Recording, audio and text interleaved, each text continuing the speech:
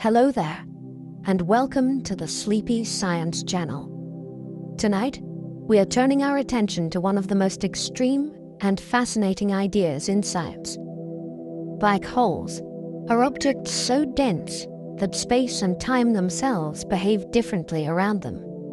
They are places where familiar rules begin to bend, and where some of the deepest questions in science are still waiting for answers. Black holes sit at the crossroads of gravity, motion, light, and time. They shape galaxies, power brilliant cosmic displays, and leave subtle fingerprints that travel across the universe. They challenge intuition, yet follow precise laws. They are invisible, yet their influence can be seen from astonishing distances. And while they may seem distant and abstract, they play a central role in the story of how the universe evolves. From the harps of galaxies to the echoes of distant collisions, black holes connect the very large with the very small. They link the birth of stars with the fate of matter, and they offer rare glimpses into conditions that cannot be created anywhere else. If you enjoy these gentle journeys, I invite you to like, subscribe, or share a thought below. It helps others find their way here too, one sleepy soul at a time. But for now, all you need to do is relax. Allow your body to soften and your breathing to slow, and let your mind settle as we explore this remarkable corner of reality together. Let's begin. A black hole forms when a massive star collapses under its own gravity. Not every big star becomes one, and that is part of the drama. When a very massive star runs out of fuel, there is no longer enough outward pressure to hold up the core. Gravity takes over, and the collapse accelerates. In a fraction of a second, matter is squeezed to densities that defy ordinary experience. The outer layers may explode outward as a supernova, while the core keeps falling inward. If the remaining core is heavy enough, even the strongest known forces cannot stop the crush. What is left behind is not a hollow void.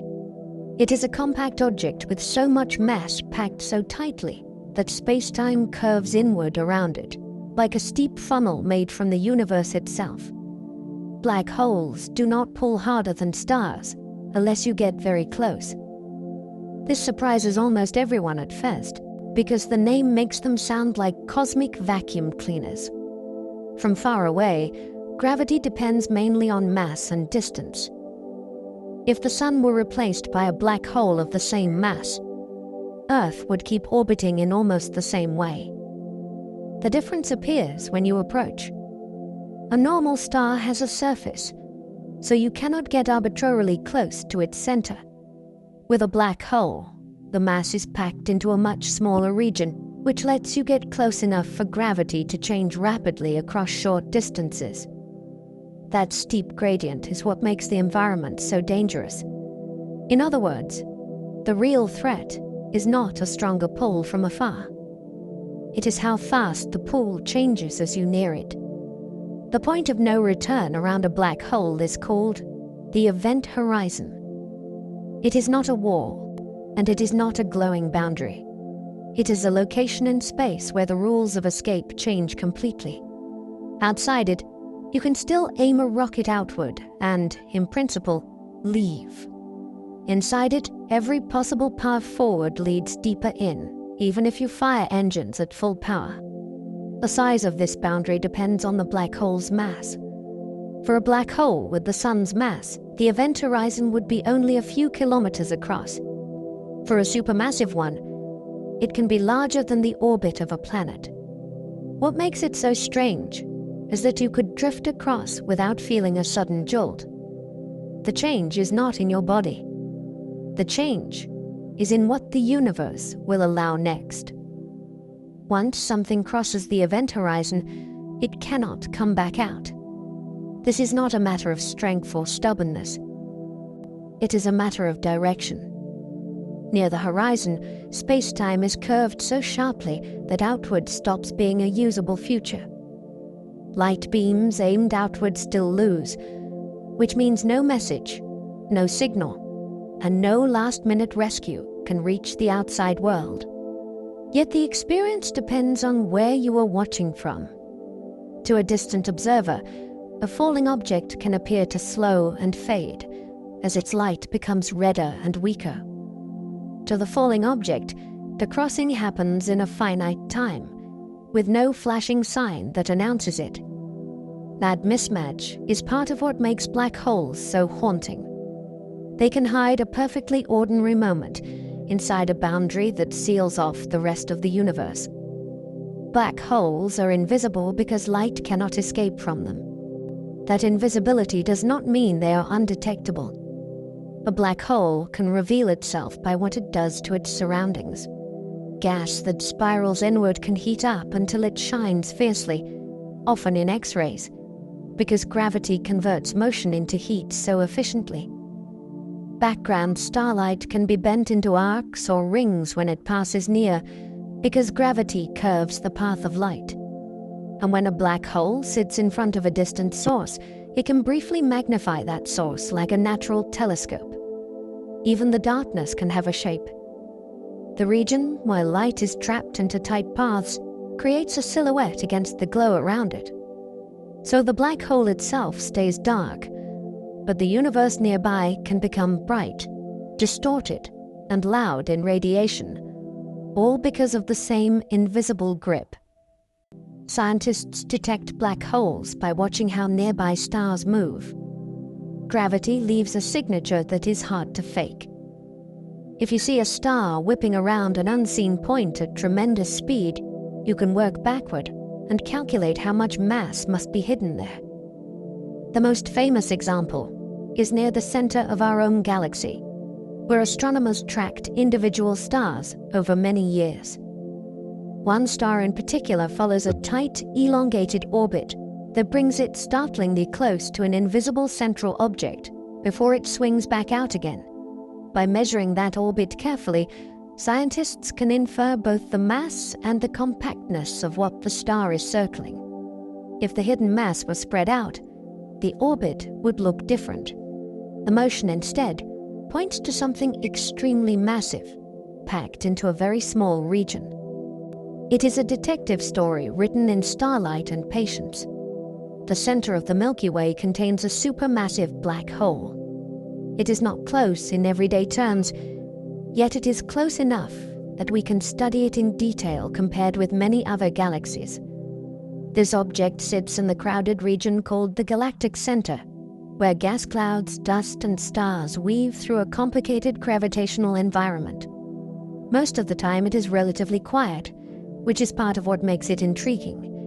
A supermassive black hole does not need to be actively feeding to dominate its neighborhood. Its gravity helps organize the central cluster of stars, and it anchors the motion of material across a huge region. Astronomers gave it a name, Sagittarius, a star, though it is not a star at all. When you look toward the constellation Sagittarius, you are looking roughly toward this hidden center. A dark object sits there, shaping the architecture of our galaxy. That central black hole has a mass millions of times larger than the Sun. That number is not a guess pulled from theory. It comes from watching those rapid stellar orbits and measuring how fast the stars move, especially near their closest approach. With that information, scientists can estimate the mass required to keep the stars bound in such tight tracks. The result is astonishing. Millions of suns worth of mass is packed into a region small enough to fit well inside our solar system. This is one of the clearest examples of how a black hole can be both enormous in mass and compact in size. It also reshapes how you picture density. You can have a mass that belongs to a star cluster, and yet it behaves as if it is concentrated into a single, dark point. That concentration is why the environment near the galactic center is so extreme. Some black holes are only a few times heavier than the Sun. These are often called stellar mass black holes, and they are born from individual stars rather than from entire galaxies. Their size can be surprisingly small compared with their mass, which makes their immediate surroundings intensely violent when they feed. In many cases, they're found in binary systems, paired with a normal star. Over time, gravity can pull gas from the companion star, forming a swirling stream that spirals inward. As that gas speeds up, it heats until it shines strongly, and it can flicker as the flow changes. That flicker becomes a clue. By studying how the companion star moves and how the radiation behaves, astronomers can infer an invisible partner with too much mass to be a neutron star.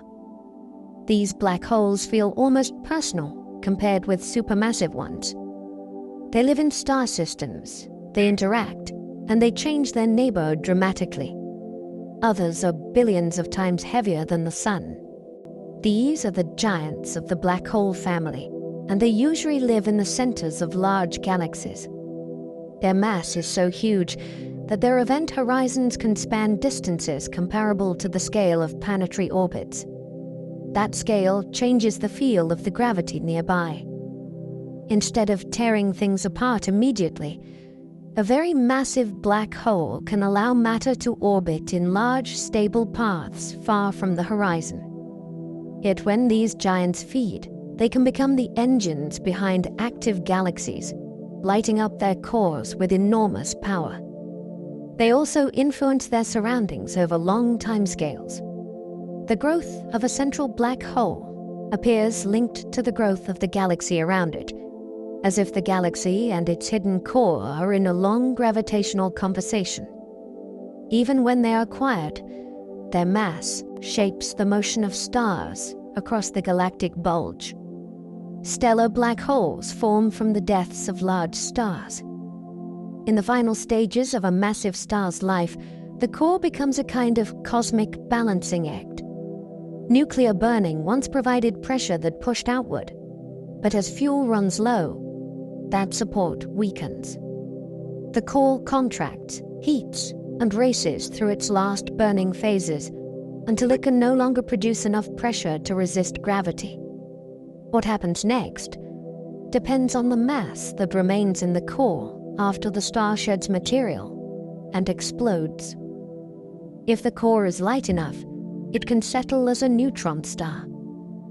If it is heavier, collapse continues past every known barrier. That is the moment a stellar black hole is born. It can begin as something only a few times the Sun's mass, yet it carries the aftermath of a star's entire history in its gravity, its spin, and its place in the galaxy. Supermassive black holes likely grew by merging and feeding over time. These objects are so huge that it is hard to imagine them forming in a single step. A leading picture is that they began as smaller seed black holes in the early universe, then gained mass through a long series of meals and collisions.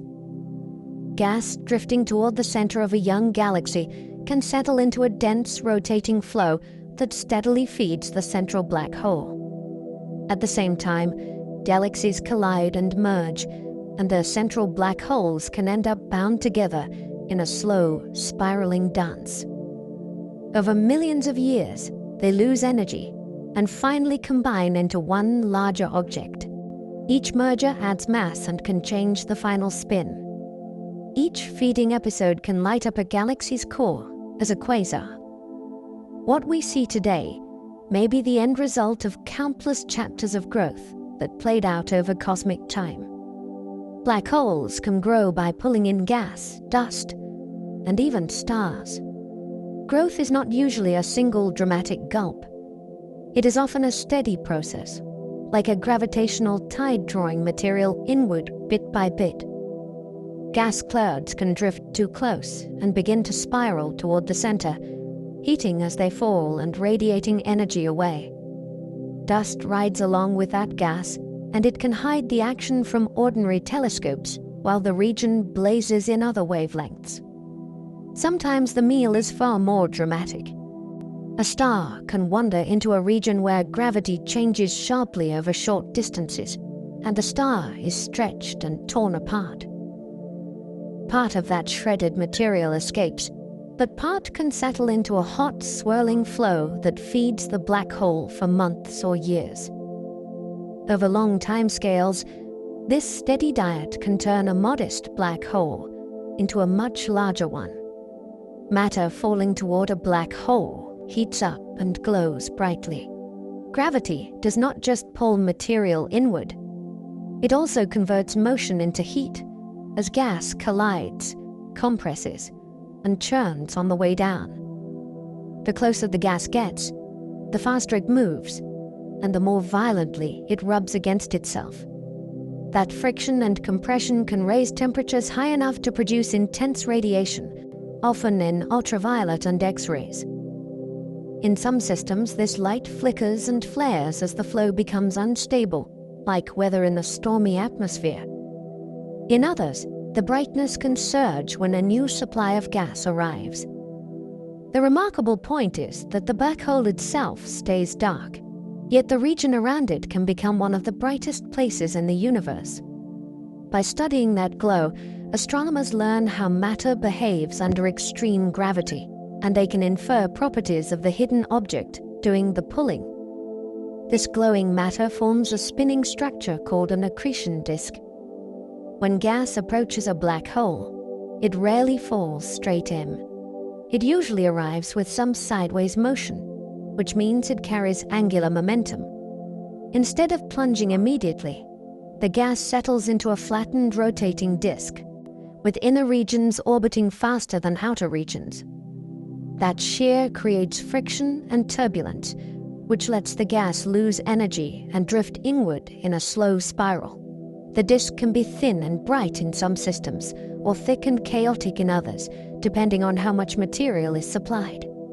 Near the inner edge, gravity is so strong that a small change in distance makes a big change in orbital speed. That is where temperatures soar and radiation pours out. The disk becomes a kind of glowing map of gravity, and its light carries information about orbits, magnetic fields, and the geometry of space-time close to the event horizon. Accretion disks can shine brighter than entire galaxies. This sounds impossible until you remember what a galaxy is.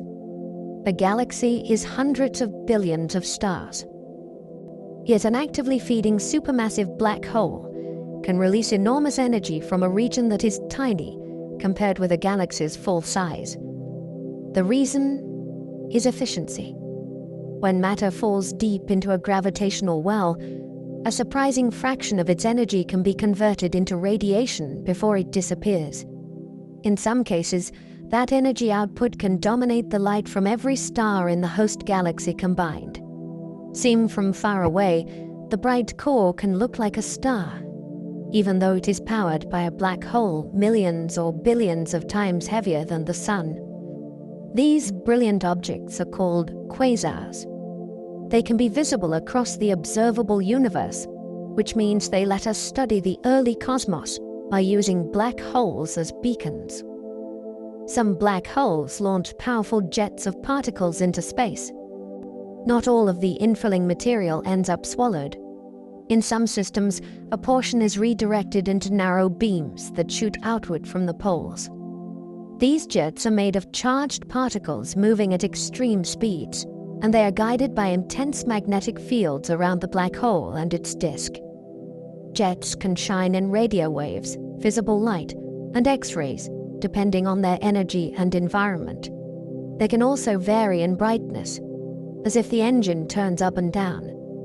What makes this especially gripping is that the jets can carry more energy than the black hole receives from the matter it actually consumes. The system acts like a natural particle accelerator, powered by gravity and rotation. By studying jets, scientists probe how magnetic fields behave in the most extreme conditions we know, and how energy can be focused into astonishingly narrow streams. These jets can extend far beyond their host galaxies. A galaxy is already huge, so the scale here is hard to hold in your mind. Some jets travel so far that they reach well into the space between galaxies, forming enormous radio-glowing lobes where they slam into thinner gas.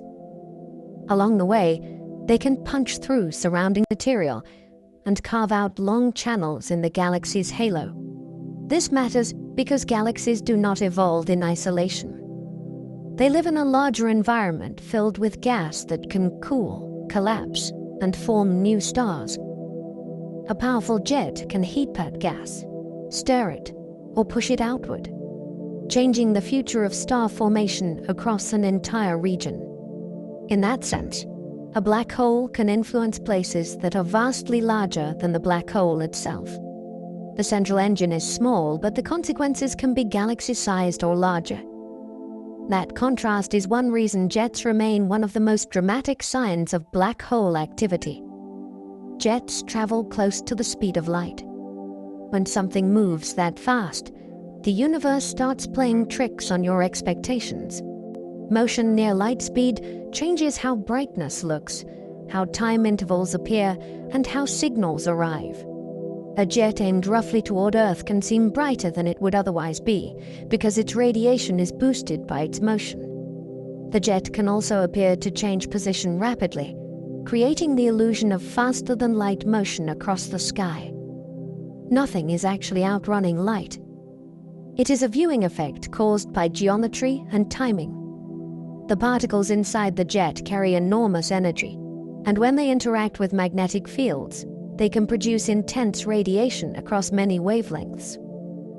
These speeds also mean jets can remain narrow over long distances, because the flow has so much momentum. When you watch a jet, you are watching relativity not as an abstract idea, but as an observable behavior written across the sky. Magnetic fields help shape and power these jets. Gravity supplies the raw energy by pulling matter inward, but magnetic fields help decide where that energy goes. In the swirling flow near a black hole, magnetic field lines can be stretched, twisted, and amplified, like elastic threads caught in a whirlpool. Those fields can channel charged particles into tight streams and keep the jet collimated instead of spreading out. They can also tap into the rotation of the disk, and in some models, even the rotation of the black hole itself, transferring rotational energy outward. This is why jets are so closely studied in radio astronomy, because magnetic processes leave strong signatures in radio light. The details are still debated, but the basic picture is clear. Without magnetism, the outflow would be weaker, messier, and less focused. With it, a system that begins as falling gas can end up as a beam that influences an entire galaxy. Black holes can slowly spin as they consume matter.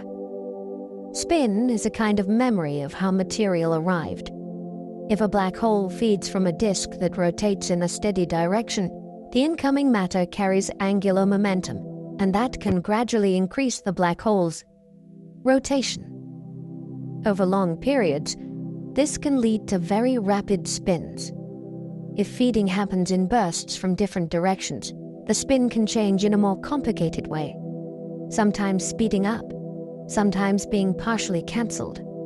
Mergers can also add or alter spin, depending on how the two black holes were oriented before they combined. Spin matters because it affects the structure of the region near the event horizon. It changes which orbits are stable, how close matter can circle before plunging, and how energy may be extracted into jets. In a sense, the spin is part of the personality of a black hole. It carries the history of how it grew, written into space-time itself. A spinning black hole drags space around with it. This is one of the strangest predictions of general relativity, and it is not just philosophical. Rotation does not merely spin the object. It twists the space-time around it. Near a rapidly rotating black hole, this dragging can become so strong that everything nearby is forced to rotate in the same direction. Even light paths are affected. This creates regions where staying still, in the usual sense, is no longer possible. The effect can influence the inner disk, change how matter falls inward, and alter the direction of jets. It also changes how objects precess. which is a slow turning of orbital orientation over time. When you picture the environment, it helps to imagine space-time as a moving medium rather than a static stage. The black hole's rotation makes that medium swirl. Matter does not only fall through space, it falls through a space that is itself being pulled into motion. This effect is called frame dragging. The frame here means the local reference frame you would use to define directions and rotation. In normal conditions, you can imagine space as fixed while objects move through it. Frame dragging says that near a rotating mass, space-time itself is part of the motion. It has been measured around Earth with precision satellite experiments, but near a black hole, the effect is far stronger and far more consequential. In black hole systems, it can cause the inner regions of an orbiting flow to precess, which can lead to distinctive patterns of variability in the light we observe. It can also influence how matter aligns over time, changing the geometry of the disk. The name is technical, but the idea is vivid. Rotation reaches out into the fabric of reality and tugs on it. The black hole is not just an object with spin. It is a source of spinning spacetime, and that changes the behavior of everything nearby. The faster a black hole spins, the more extreme its effects. Spin changes where the action happens. In a non-rotating case, stable orbits end at a certain distance from the center.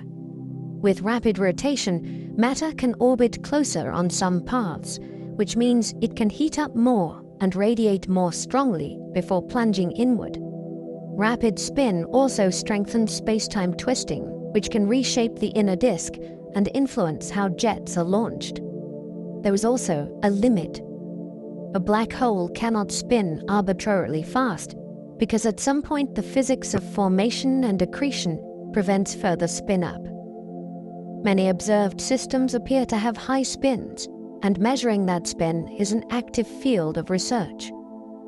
The methods include studying the shape of X-ray spectra and the way inner disk light is distorted by gravity. What makes the topic gripping is that spin turns a black hole from a static trap into a dynamic engine. The faster it rotates, the more it behaves like a machine made from gravity. Black holes have temperature, despite appearing completely dark. This is one of the great surprises of modern physics. Classical black holes seem like perfect absorbers that never emit anything. Quantum theory changes that picture. It implies that black holes can be associated with a temperature, and the temperature depends on their mass. The larger the black hole, the colder it is. The smaller it is, the hotter it becomes. This ties black holes to thermodynamics, which is the physics of heat, energy, and entropy. It also ties them to the quantum vacuum, the restless background of fields that never truly sit still. The idea that an object defined by darkness and inescapability can still be assigned a temperature is more than a fun detail. It is a clue that gravity and quantum physics are entangled in ways we still do not fully understand. When you hear that a black hole has a temperature, you are hearing the universe hint that our categories are incomplete. They can slowly lose mass through a process called Hawking radiation. The key is that quantum fields near the event horizon behave differently from fields in calm, flat space. In Hawking's picture, the black hole is not perfectly black. Over immense timescales, it can emit radiation and lose a tiny amount of mass as a result. You can think of it as the black hole paying an energy cost associated with the horizon's presence in a quantum world. This is not a stream you could see with a telescope for ordinary black holes. It is incredibly faint. Still, the implication is profound. Black holes are not just endpoints. They can have a long-term evolution that ends, in principle, with evaporation. That turns the black hole story into something with a beginning, a life, and a final chapter. even if that final chapter takes far longer than the current age of the universe. It also creates new puzzles about what happens to information, which is why the idea remains so central. Hawking radiation is far too weak to detect for large black holes. For stellar and supermassive black holes, the predicted temperature is extremely low, far colder than the cosmic microwave background that fills the universe. That matters because an object colder than its environment tends to absorb more energy than it emits. So, a large black hole would be overwhelmed by incoming background radiation, which hides any tiny quantum glow it might produce. Even in an ideal laboratory, the signal would be unimaginably faint. This is why Hawking radiation remains a theoretical triumph rather than an observational one. Scientists test the underlying ideas in indirect ways, including experiments with analog systems that mimic horizon-like behavior in fluids, optical setups. Those are not black holes, but they can reproduce some of the relevant mathematics. The practical challenge is part of what keeps the topic compelling. A prediction that reshaped physics is still beyond direct measurement for the black holes we actually observe. The universe has handed us a clue, but it has not yet given us the easy way to check it. Small black holes would evaporate much faster than large ones. The mass dependence flips intuition. A smaller black hole has a higher temperature in the Hawking picture, which means it would radiate more strongly, lose mass more quickly, and speed up its own evaporation as it shrinks. It is a runaway process. As it gets smaller, it gets hotter, and as it gets hotter, it evaporates faster. In the final stages, the theory suggests the radiation could become intense, perhaps ending in a brief burst. This is one reason scientists are interested in the possibility of tiny black holes from the early universe. If such objects ever existed with the right masses, their final moments might leave detectable signatures, such as flashes of high-energy particles or gamma rays. The details depend on unknown physics, including what happens at the smallest scales where quantum gravity takes over. Still, the overall lesson is striking. Big black holes change slowly, almost like geological features of space-time. Small ones would be fleeting and violent, more like sparks. No evaporating black hole has ever been observed. That absence is meaningful because it limits how many small black holes can exist and what their masses could be. Astronomers look for signals that could match an evaporation event, such as unusual bursts of high-energy radiation, but none has been confirmed as a black center. Oh, finale. There are also broader searches for the effects small black holes might have had over cosmic history, including how they would contribute to background radiation or alter the early universe's chemistry. The lack of a detection does not disprove the idea. It tells us that if these objects exist, they are either rare or they occupy mass ranges that make them hard to spot. In science, non-detections can be as informative as detections because they draw boundaries around what is possible. Here, the boundary is a tantalizing one. A famous prediction says black holes can fade away. The universe has not yet shown us a clear example, so the mystery stays open and sharp. Black holes are among the simplest objects allowed by physics. This is the contrast that makes them so compelling. The environments around black holes are messy, bright, turbulent, and chaotic. Yet the black holes themselves are remarkably spare in how they are described. They do not carry features like mountains, atmospheres, or chemical layers. In the simplest view, once a black hole settles down, only a small set of properties matters for the external universe. That simplicity is not a weakness.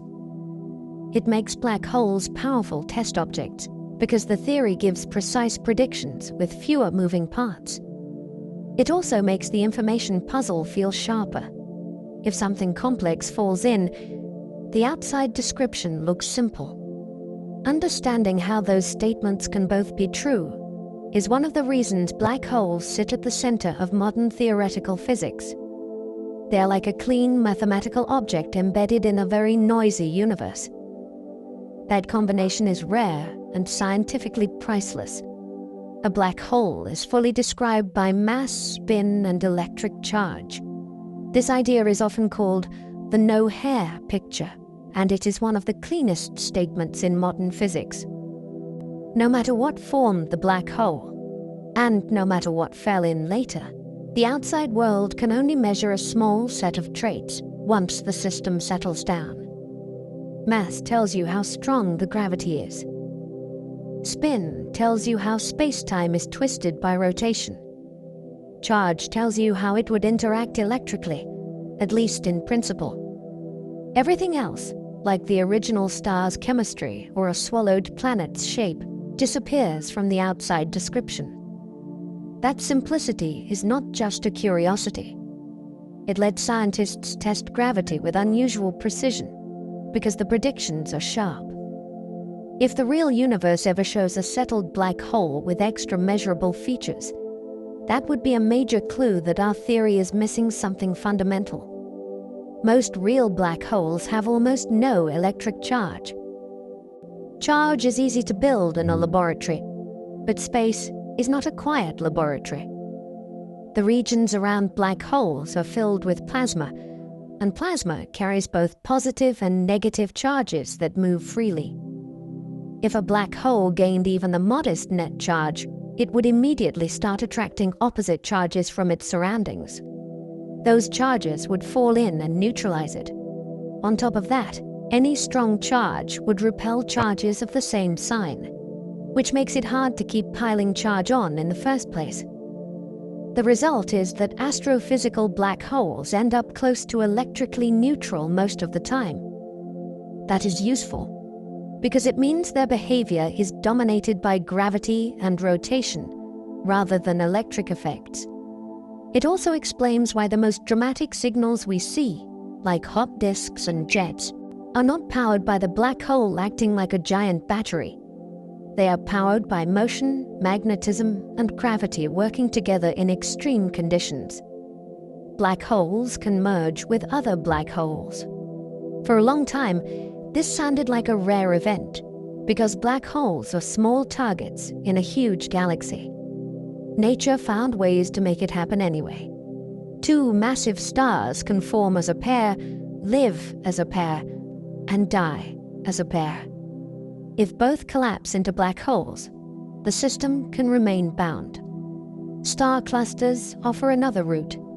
In dense clusters, close gravitational encounters can swap partners and harden pairs, which means the black holes end up in tighter and tighter orbits.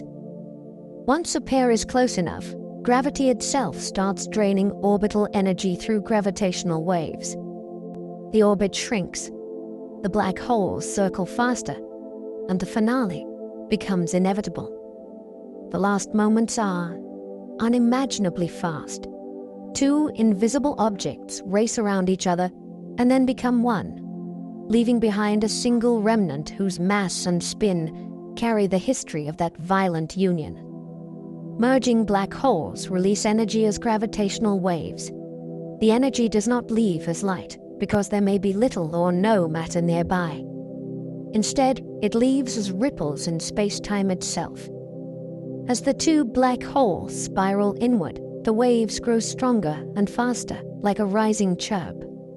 In the final moments, the system releases an enormous amount of energy in a very short time, yet the signal can still arrive at Earth as a change in distance smaller than the width of an atom. That contrast is part of the wonder. The event is among the most powerful in the universe, but by the time it reaches us, it is a whisper. After the merger, the newly formed black hole rings, like a struck bell made of space-time. The wave pattern contains the imprint of mass and spin, which is why these detections are not just dramatic. They are measurements that let us check our deepest ideas about gravity in its most extreme form. Gravitational waves stretch and squeeze space as they pass. This is not a metaphor, it is what the waves do. As a wave moves through an area, it changes the geometry of distances in a rhythmic pattern. One direction becomes slightly longer while a perpendicular direction becomes slightly shorter. Then the pattern flips. Everything in that region is affected together, including rulers, mirrors, and the space between them. That is why the effect is so hard to detect. You cannot shield yourself from it, and you cannot compare against a perfectly fixed object because the wave changes the whole region. The only way is to measure relative changes with extraordinary precision. Interferometers do this by spitting laser light, sending it down long arms, and comparing how the light recombines. A passing wave shifts the timing just enough to produce a detectable pattern. When you hear that a black hole merger was observed, this is what it means. Humanity measured space-time itself flexing, then traced that flex back to a distant collision. Scientists first detected gravitational waves in 2015. For decades, gravitational waves were a beautiful prediction and a stubborn experimental challenge. Then a signal arrived that was too clean to ignore. In September of 2015, the LIGO detectors recorded a brief pattern that matched the expected shape of two black holes, spiraling together and merging. The announcement came months later after careful checks, because a discovery that large has to survive every possible doubt. This was not a vague hint. The signal showed a clear rise in frequency and strength, followed by a sharp end, exactly like the last moments of a merger and the settling of the remnant. It also came from far beyond our galaxy, which means the waves traveled for an immense span of time before reaching Earth. The detection opened a new kind of astronomy. Telescopes see light. These instruments listen to the motion of mass, even when there is no light at all, and that changes what parts of the universe are available to us. That detection confirmed the major prediction of general relativity. General relativity does more than explain why planets orbit and why clocks tick differently in gravity. It predicts that accelerating masses can send out ripples in space-time. For years, the theory passed every test in the solar system, but black hole mergers probe a far more extreme regime. The first gravitational wave signal matched the relativity prediction not only in broad shape, but in detailed timing. The in-spiral phase followed the expected pattern. The merger produced a peak consistent with strong field gravity. The ring-down matched the idea that a new black hole should settle into a stable state with a specific vibration signature. This matters because it tests gravity where alternative theories might diverge. It also turns black holes into laboratories. You cannot build a black hole merger in a lab, but the universe builds them for you and sends the data to Earth through space-time itself. That is a remarkable scientific gift, and it places general relativity under the brightest spotlight available. Gravitational wave signals reveal the masses of merging black holes. A waveform is not just a detection, it is a fingerprint. The rate at which the chirp climbs depends on the masses. Heavier pairs spiral together differently from lighter pairs, and the final merger peak shifts too. By matching observed signals to a library of predicted waveforms, scientists can estimate the masses of the two original black holes and the mass of the final remnant. The same signal also carries hints about spin, because spin changes the dynamics of the orbit and the moment of merger. What makes this so powerful is that it works even when the system is completely dark. There may be no hot gas and no light to measure, yet the masses can still be inferred from the space-time pattern alone. This is one reason gravitational wave astronomy expanded so quickly. It can weigh objects that are otherwise invisible. In a sense, it turns mass into sound, and it lets us do astronomy with the structure of time itself as the messenger. Some detected black holes were heavier than expected. Before gravitational wave detections, most known stellar mass black holes came from X-ray binaries, and they tended to cluster in a narrower mass range. Then the merger signals arrived, and some components looked surprisingly heavy. That forced scientists to revisit ideas about how massive stars live and die. A key issue is mass loss. Stars can shed enormous amounts of material through stellar winds, and the strength of those winds depends on factors like chemical composition. If a star loses less mass before collapse, it can leave a heavier remnant. Another issue is pair instability, a process that can disrupt very massive stars and prevent certain black hole masses from forming in the simplest models. When detectors began finding objects near these boundaries, it raised new questions. Were these black holes formed through unusual stellar evolution, through repeated mergers in clusters, or through something else entirely? The surprise was not just a bigger number. It was a clue that nature is using more than one pathway to build black holes. These discoveries changed ideas about how black holes form. Once you have a new way to observe the universe, you also get new ways to be wrong, which is healthy for science.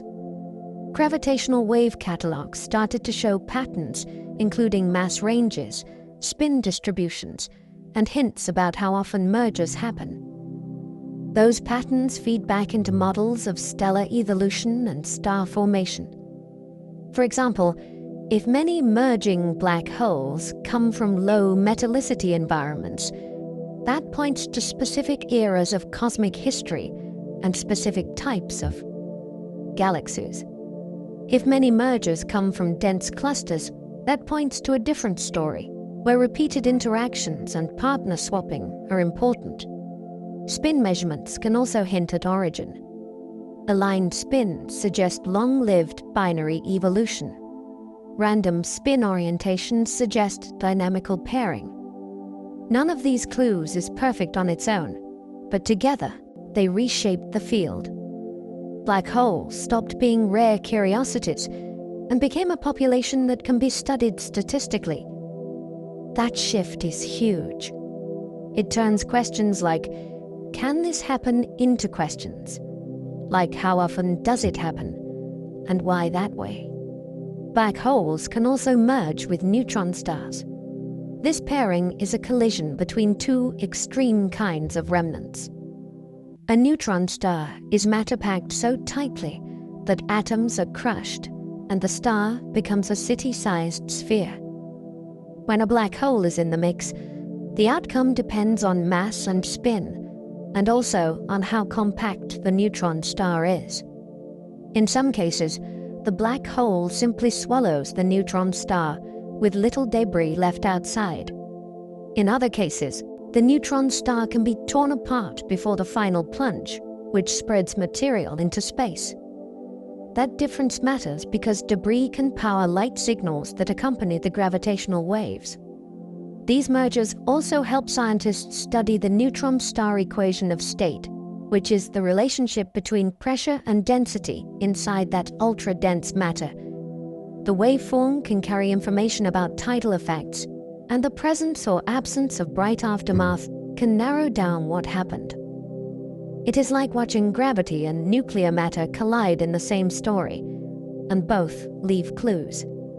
These mergers can produce bursts of light and heavy elements. When a neutron star is disrupted, some of its material can be flung outward at high speed. That ejected matter is rich in neutrons, and it can rapidly build heavy atomic nuclei through the AR process. The fresh elements then heat the debris as radioactive isotopes decay, producing a glow called a kilonova. The light changes color over days as different elements dominate and as the material expands and cools. This is one of the most satisfying kinds of cosmic evidence because it connects a violent astronomical event to the chemical story of the periodic table. It also gives astronomers two messengers at once. Gravitational waves provide the timing and the masses. Light provides the environment and the material outcome. When both are seen, the event becomes a full narrative rather than a single signal. It also helps map where heavy elements come from in the universe. That is a question with direct relevance to our own planet, because the atoms in jewelry and electronics have an astrophysical origin story. Elements like gold may form during such collisions. Gold is a useful example because it is familiar and because it is rare. In the R process, atomic nuclei capture neutrons quickly, building heavier and heavier elements before they can decay. The ejected debris from neutron-rich mergers provides a natural environment for that rapid buildup. Over time, unstable nuclei decay into more stable ones, and the result can include elements in the gold family and beyond. This does not mean every piece of gold on Earth came from one event, and it does not mean black hole and neutron star mergers are the only source. It does mean that at least some of the gold in the cosmos likely began as freshly made nuclei in expanding merger debris long before the Sun formed. The next time you see gold, it is worth remembering that it may have started as hot, dense matter launched into space by a collision so intense that it shook space-time.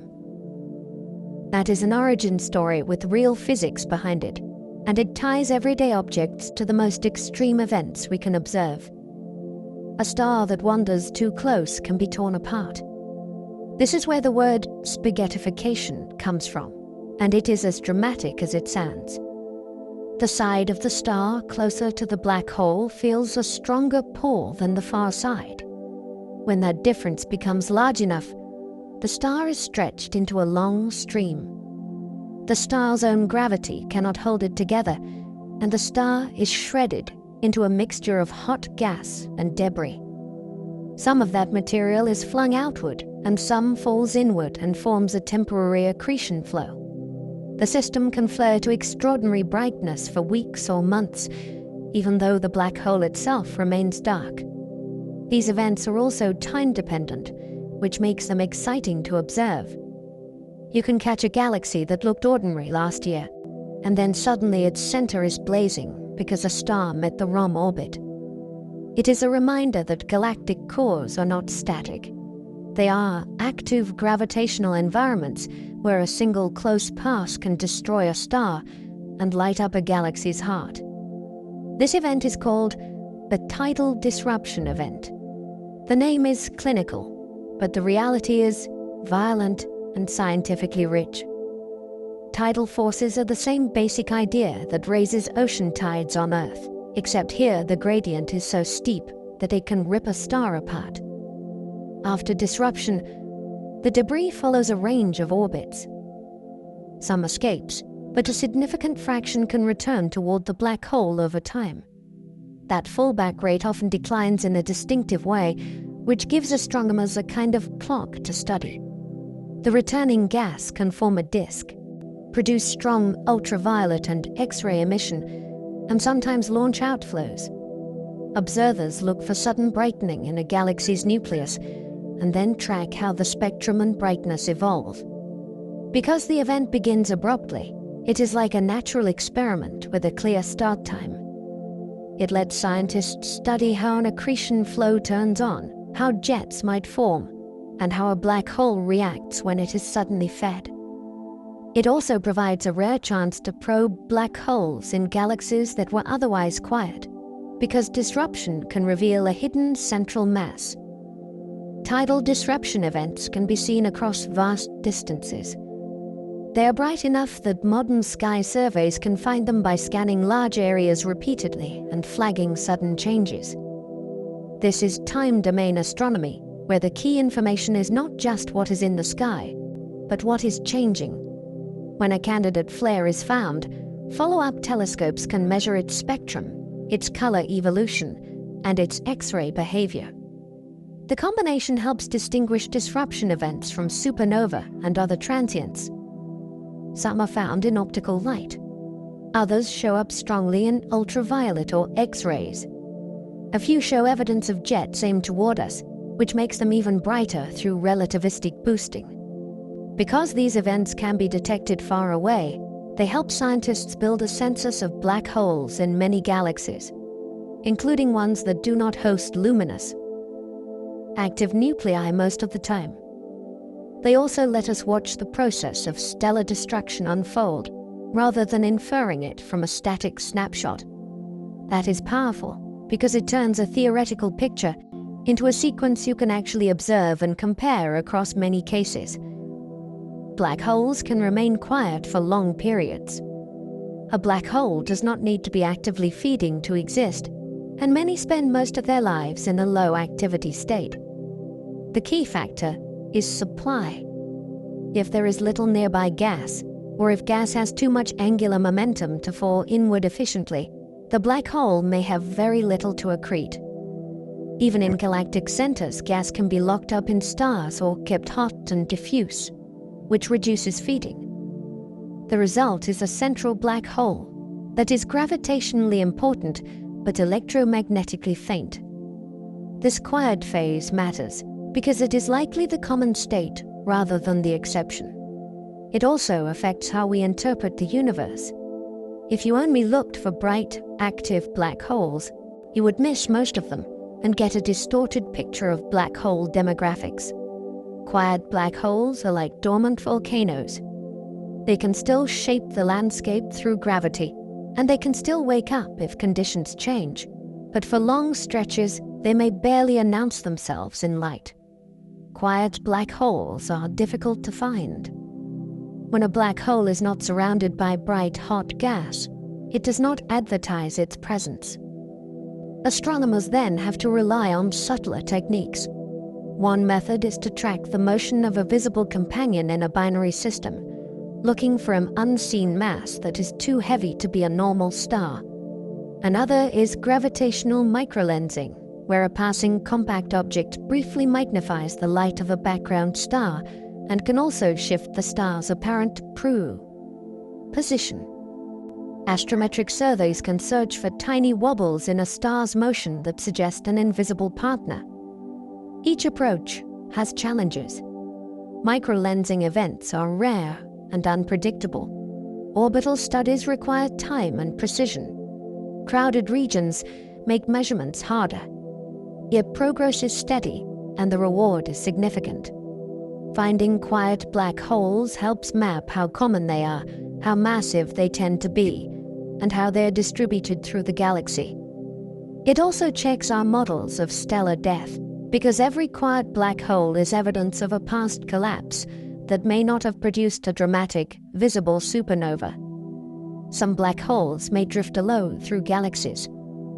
Not every black hole stays neatly in a binary or anchored in a galactic nucleus. When massive stars explode, the explosion can be asymmetric, and that can kick the remnant. If the kick is strong enough, a newly formed black hole can be launched onto a wandering path through the galaxy. Over time, it may pass through interstellar clouds, or it may move through relatively empty regions with little to accrete. That makes it almost invisible. Still, its gravity is real. In principle, such a drifter could reveal itself by microlensing a background star, or by accreting a small amount of gas and producing faint X-rays. The idea also changes how we think about the galaxy's population of compact objects. There may be many black holes that are not in bright systems, not in pairs, and not in famous places. They may be moving through the same disk of stars that contains our solar system, separated by vast distances, and detectable only through careful surveys that look for the smallest gravitational signatures. These are sometimes called rogue black holes. The word rogue is not a scientific classification, but it captures the basic idea. A black hole that is not obviously tied to a star system or a galactic center is hard to spot and easy to underestimate. Searches often focus on microlensing events that last for weeks or months, because heavier lenses tend to produce longer signals.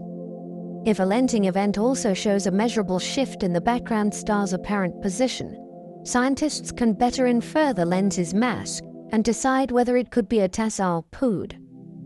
Black hole. Space missions that map stellar positions precisely, like Gaia, make this kind of hunt more realistic. A confirmed rogue black hole would be a striking object. It would be nearby by cosmic standards, massive, dark, and moving, with no bright disk to warn you that it exists. It would also add an important piece to the census of black holes in the Milky Way and help answer a simple question with big consequences. How many invisible heavy objects share our galaxy with us? A black hole does not actively pull objects toward it. Gravity is not a hunting force that reaches out and grabs. It is the shape of space-time, and objects follow that shape unless something changes their motion. Far from a black hole, a spacecraft can orbit just as it would around any object with the same mass. If it has enough sideways speed, it keeps missing the center and continues circling. To fall in, it must lose orbital energy, or lose the sideways motion that keeps it in a stable path. That is why black holes can exist in busy regions without immediately swallowing everything nearby. Stars can orbit a central black hole for millions of years. Gas clouds can pass by and continue on their way. The danger rises when something wanders close enough that gravity changes sharply across short distances, or when friction and collisions remove the motion that was keeping it safe. Objects must lose energy to fall inward. Falling into a black hole usually looks less like a straight drop and more like a long spiral. Something in orbit has energy and angular momentum, which act like a kind of built-in resistance to plunging. To move inward, that energy must be carried away. For gas, the main mechanism is friction and turbulence. Colliding streams heat up and radiate light, and that radiation leaves the system, taking energy with it. Magnetic interactions can also move angular momentum outward, allowing inner material to drift down. For stars in crowded environments, repeated gravitational encounters can shuffle energy between objects, pushing some inward while flinging others outward. In very tight black hole pairs, gravitational waves do the same job on a grand scale, stealing orbital energy until the final plunge becomes unavoidable. The key idea is simple and powerful. In space, falling often requires a way to get rid of energy, not a way to gain it. Stable orbits exist outside a black hole's event horizon. A black hole does not erase the usual rules of orbital motion the moment you approach it. There are still paths where an object can circle for a long time, and those paths can be very predictable. This is why disks can form and persist, and why stars can trace repeated loops around an unseen center. The difference is that close to the black hole, the landscape of possible orbits changes. Some orbits become unstable, which means a tiny disturbance can turn a safe loop into an inward plunge. That creates a natural inner edge for many disks, and it helps shape the radiation we observe from hot gas. The spinning black holes.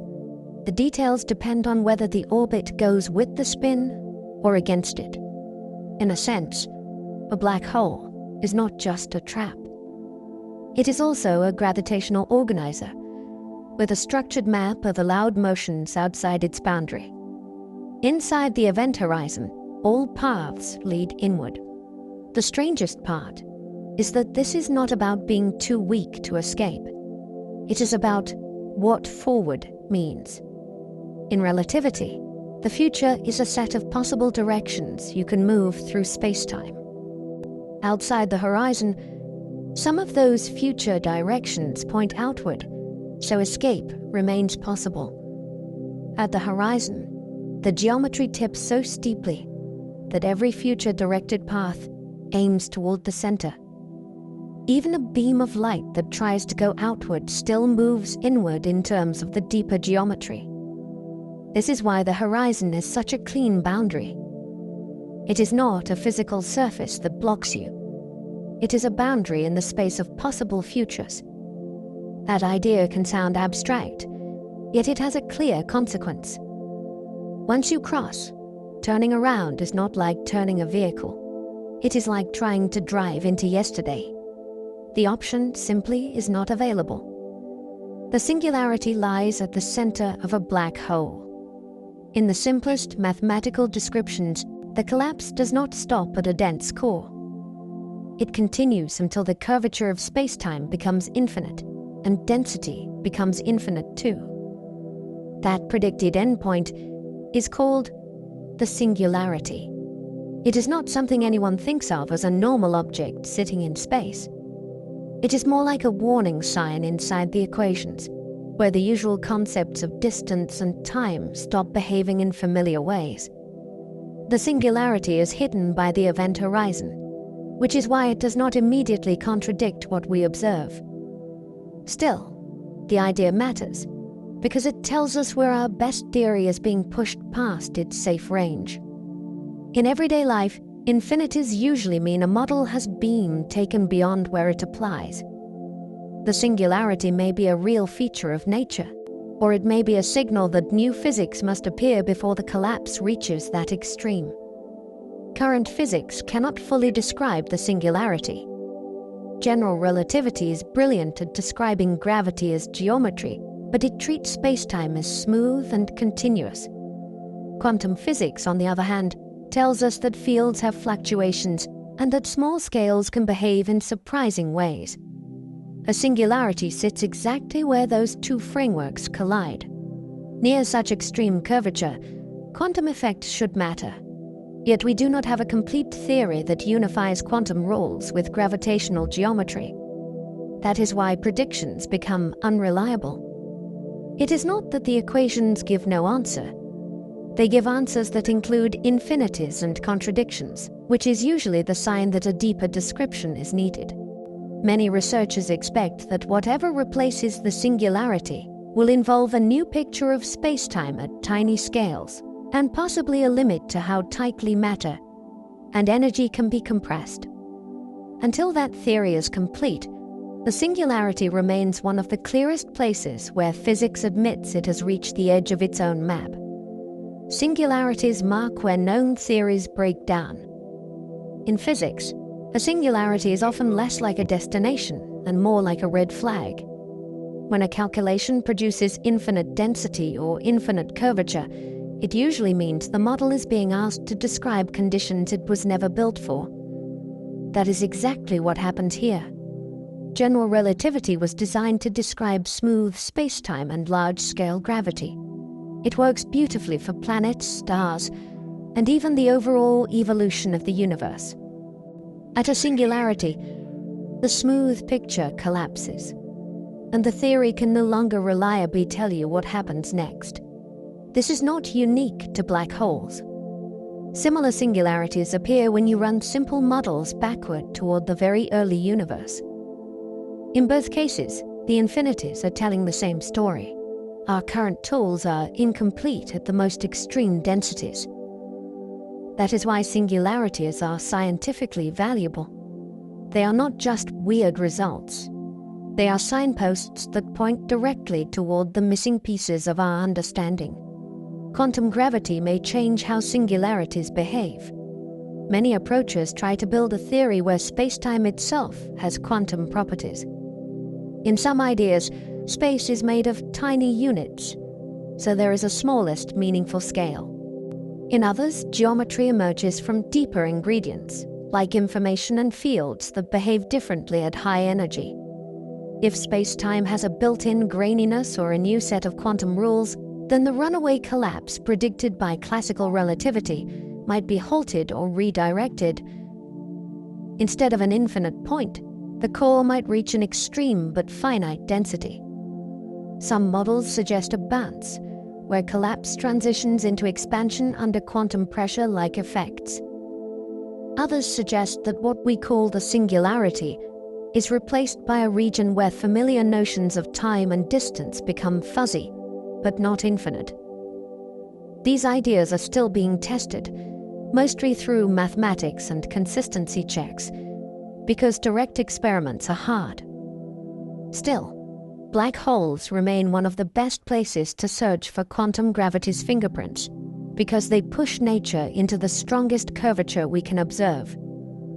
Some theories suggest singularities may not truly exist. There are proposals where a collapsing object never forms the classical interior predicted by simple equations.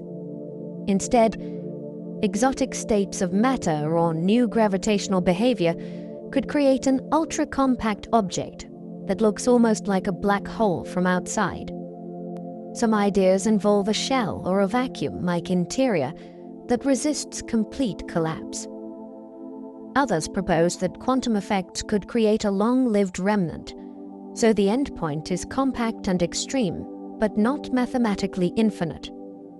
These alternatives are difficult to test because, from far away, many would mimic a true black hole very closely.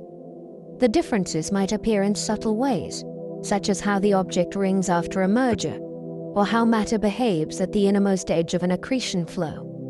That is why this question stays alive. The singularity is hidden, so nature gives us only indirect clues. Yet the stakes are enormous. If singularities do not exist, then the universe avoids true infinities, and that would reshape how we think about what reality allows at its most extreme limits.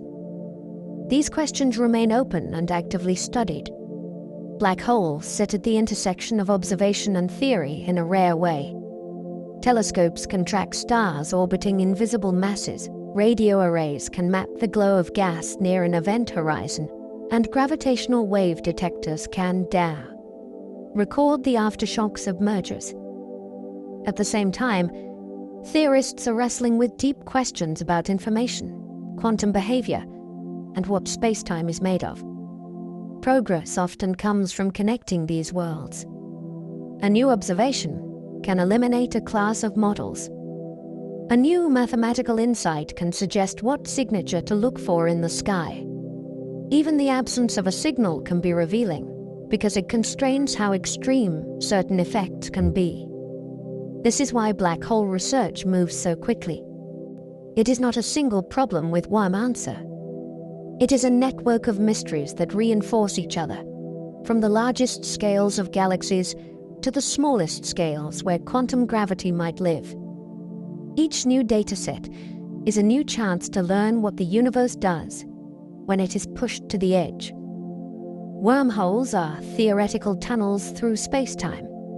A wormhole is a proposed shortcut that connects two separate regions of space-time through a kind of bridge. In equations, it can look like a throat that you could, in principle, pass through, emerging somewhere else without traveling the long way across ordinary space. The idea is captivating because it turns geometry into a route. Distance becomes negotiable. Yet the same equations that allow wormholes also raise difficult questions about stability. Many wormhole solutions appear to pinch off before anything could cross. Others require unusual energy conditions that do not resemble ordinary matter. Even so, wormholes remain useful because they test our understanding of relativity and the structure of space-time. They also appear in science fiction for good reason. If anything like a traversable wormhole existed, it would change what travel means, and it would force a new conversation about causality and time. For now, wormholes remain a mathematical possibility, not an observed feature of the universe. Some wormhole solutions are mathematically related to black holes. One of the earliest connections appears in the geometry of a non-rotating black hole. If you extend the solution in a certain way, the mathematics can describe two regions of space-time connected by a bridge. This is sometimes called an Einstein-Rosen bridge. The key detail is that in the simplest version, it is not a usable tunnel. It closes too quickly for anything to pass through. Still, The relationship matters because it shows how black holes and wormholes can be part of the same family of space-time structures in relativity. In modern theoretical physics, there are also ideas that link entanglement and geometry, suggesting deep connections between quantum links and wormhole-like descriptions. These are advanced concepts, but the headline is clear. Black holes are not just astrophysical objects. They are also gateways into understanding what spacetime can do in the language of mathematics. Wormhole links keep appearing because black holes are where geometry becomes most flexible and most strange. No wormhole has ever been observed. If a traversable wormhole existed nearby, it might produce distinctive gravitational lensing patterns that differ from ordinary massive objects. It might create unusual multiple images of background stars, or lensing that changes in a way that does not match a simple mass distribution. People have proposed searches for these signatures, and some surveys could in principle catch hints, but nothing has been confirmed. Part of the challenge is that many exotic objects can mimic each other from a distance. A wormhole, a black hole, and certain dense star clusters can all bend light in dramatic ways, and the differences can be subtle. There is also the problem of rarity. Even if wormholes are allowed by physics, the universe may not produce them often, or they may require conditions that never occur naturally. So at present, wormholes remain a compelling hypothesis rather than a part of established astronomy. That is not a failure. It is an invitation to sharpen predictions and to keep looking. Some of the best discoveries began as ideas that seemed too strange to be real. Many wormholes would collapse too quickly to travel through. The main difficulty is stability. In many models, the throat of a wormhole is like a tunnel made of space-time curvature, and ordinary matter does not hold it open. Gravity tends to make the tunnel pinch shut. To keep it open, some solutions require forms of energy that behave in unusual ways, often described as negative energy density. In everyday experience, energy density is positive. Negative energy is not a substance you can scoop up, but quantum theory does allow certain constrained effects where energy can be lower than the surrounding vacuum star, for short times and in small regions. The famous Casimir effect is one example of vacuum behavior that hints at this strange territory. Even if such effects exist, scaling them up to hold a macroscopic wormhole open is a huge leap. This is why many traversable wormhole ideas remain speculative. They are not ruled out by math alone, but they seem to demand ingredients that nature may not provide in large, stable amounts. White holes are theoretical opposites of black holes. If you reverse the direction of time in certain black hole solutions, the math can produce an object that nothing can enter, while things can leave. That is the basic white hole concept. It is fascinating because it turns the usual story inside out. Instead of an event horizon that seals things in, you would have a horizon that prevents entry.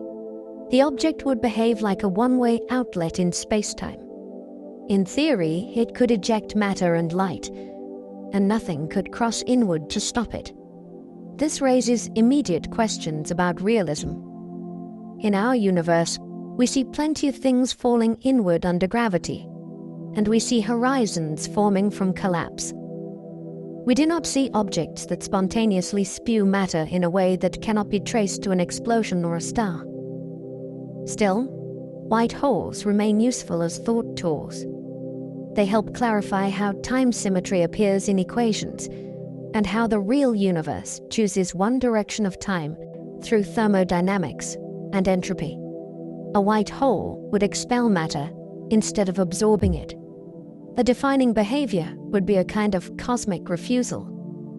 Any attempt to send something in would fail, because the horizon structure would not allow inward crossing. Yet outward crossing would be allowed, so the object could, in principle, eject particles and radiation into the surrounding space. The immediate puzzle is where that outgoing material comes from and why it would be released in the first place. In realistic astrophysics, we expect causal histories. We expect a source that can be followed backward to earlier states. A white hole challenges that expectation because it looks like matter emerging without an ordinary precursor that you can observe. Some researchers have explored whether white hole-like behavior could appear in limited or transitional ways, such as in exotic models where collapse is replaced by a bounce. These remain speculative. What is certain is that the concept forces clear thinking about horizons and time. Black holes are natural outcomes of collapse. White holes are the time-reversed story, and the universe has not shown us clear evidence that it runs that story forward. No confirmed white holes have ever been found. Astronomers do see sudden bursts and energetic events, but they have conventional explanations. Supernova mark stellar death. Gamma-ray bursts can come from collapsing stars or compact object mergers. Outbursts from galactic centers can come from changes in accretion. None of these require a white hole. For a white hole claimed to be convincing, it would need a signature that cannot be easily produced by known processes, and it would need consistent follow-up evidence. That is a high bar, and so far it has not been met. This does not mean the idea is useless. White holes are part of the broader effort to understand what the equations allow and how the real universe selects certain solutions over others. Sometimes the value of a concept is in the questions it clarifies. Why do we see horizons form through collapse, but not horizons that force matter outward? What role does entropy play? What role does cosmic history play? The absence of evidence keeps the idea in the realm of speculation, but it also sharpens the contrast between mathematical possibility and physical reality. Black holes appear naturally in Einstein's equations. When Einstein wrote down general relativity, he created a new language for gravity. Almost immediately, researchers began exploring what the equations permit. One of the first exact solutions described the spacetime outside a simple spherical mass. Taken seriously, that solution implied a boundary beyond which escape becomes impossible. At the time, this was not framed as a real object in the sky. It was a feature of the mathematics. Yet the math was stubborn. It kept pointing to horizons as a natural outcome of strong enough compression. Later solutions extended the picture to include rotation, which is essential because real astrophysical objects spin. The remarkable thing is that black holes were not added as an extra idea. They fell out of the equations once gravity was described as curvature. In that sense, black holes are not exotic exceptions to relativity. They are among its most direct and unavoidable predictions, waiting for the universe to show whether it takes advantage of that possibility. Einstein himself doubted they existed in reality. This was not because the equations were wrong.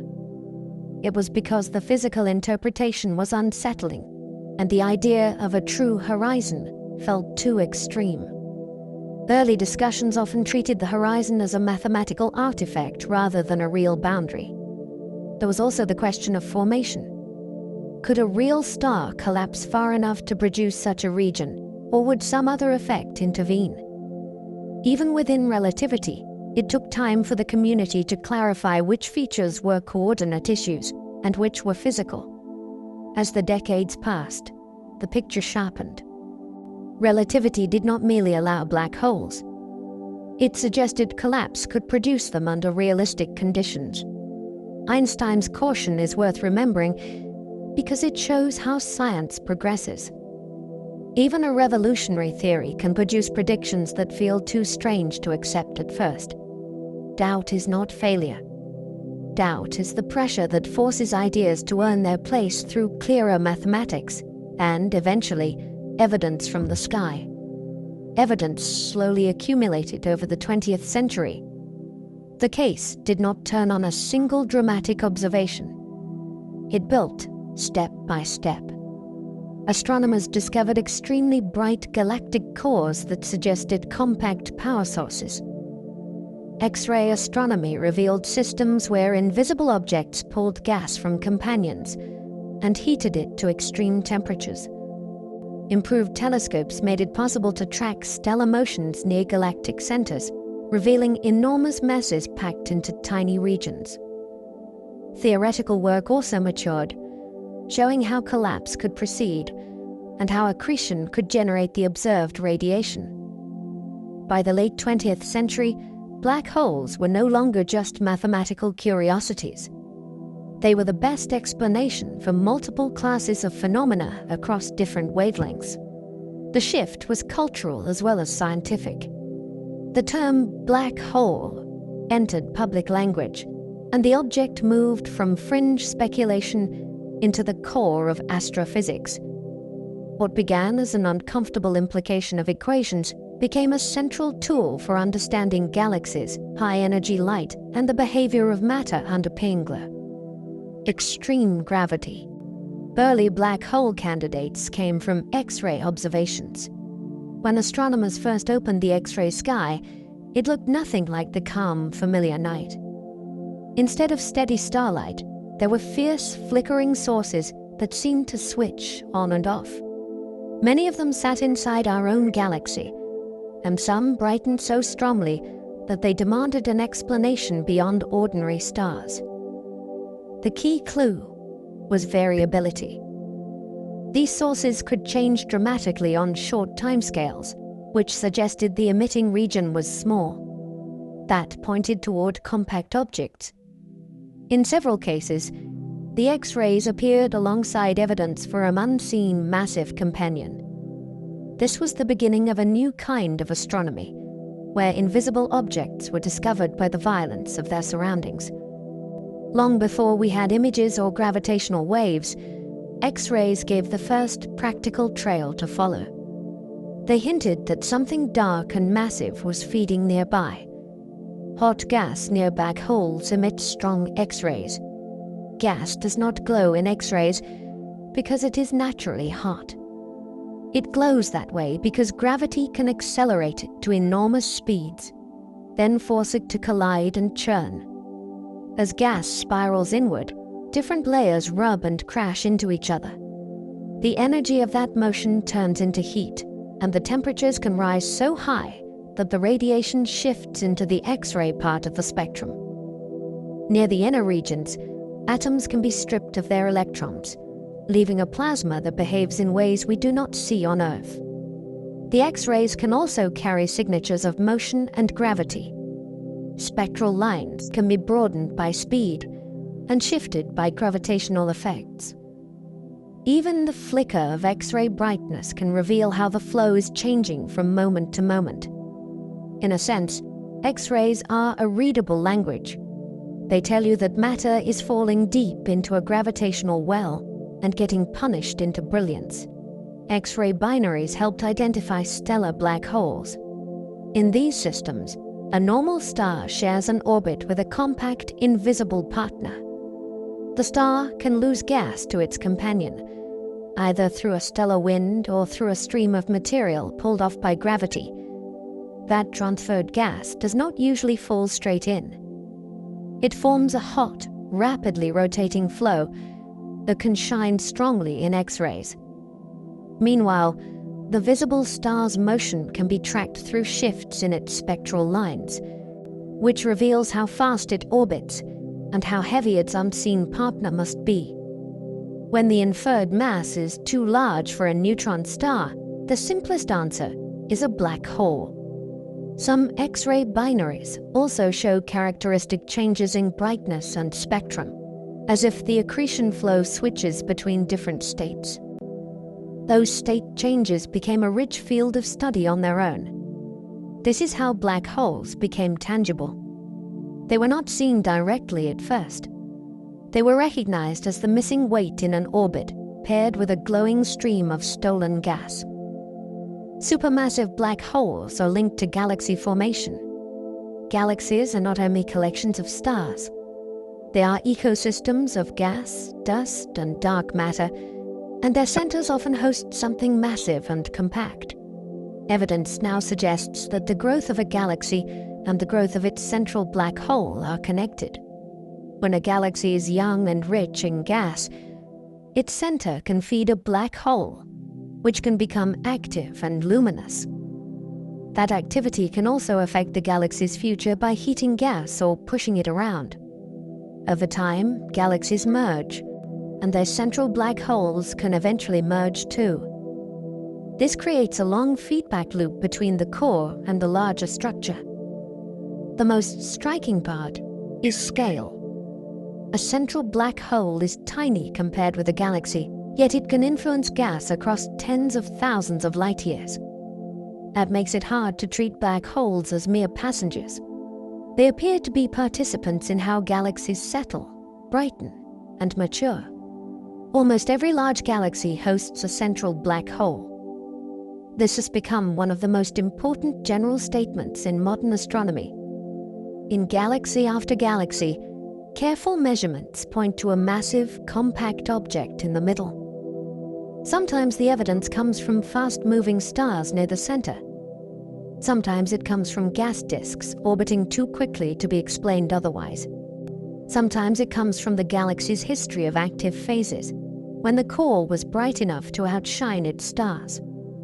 The remarkable thing is how common the pattern seems to be. Our own Milky Way fits it, and so do many galaxies in the nearby universe.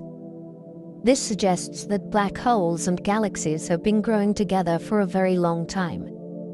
It also means that when you look at a large galaxy, you are likely looking at a system with a hidden gravitational anchor at its core.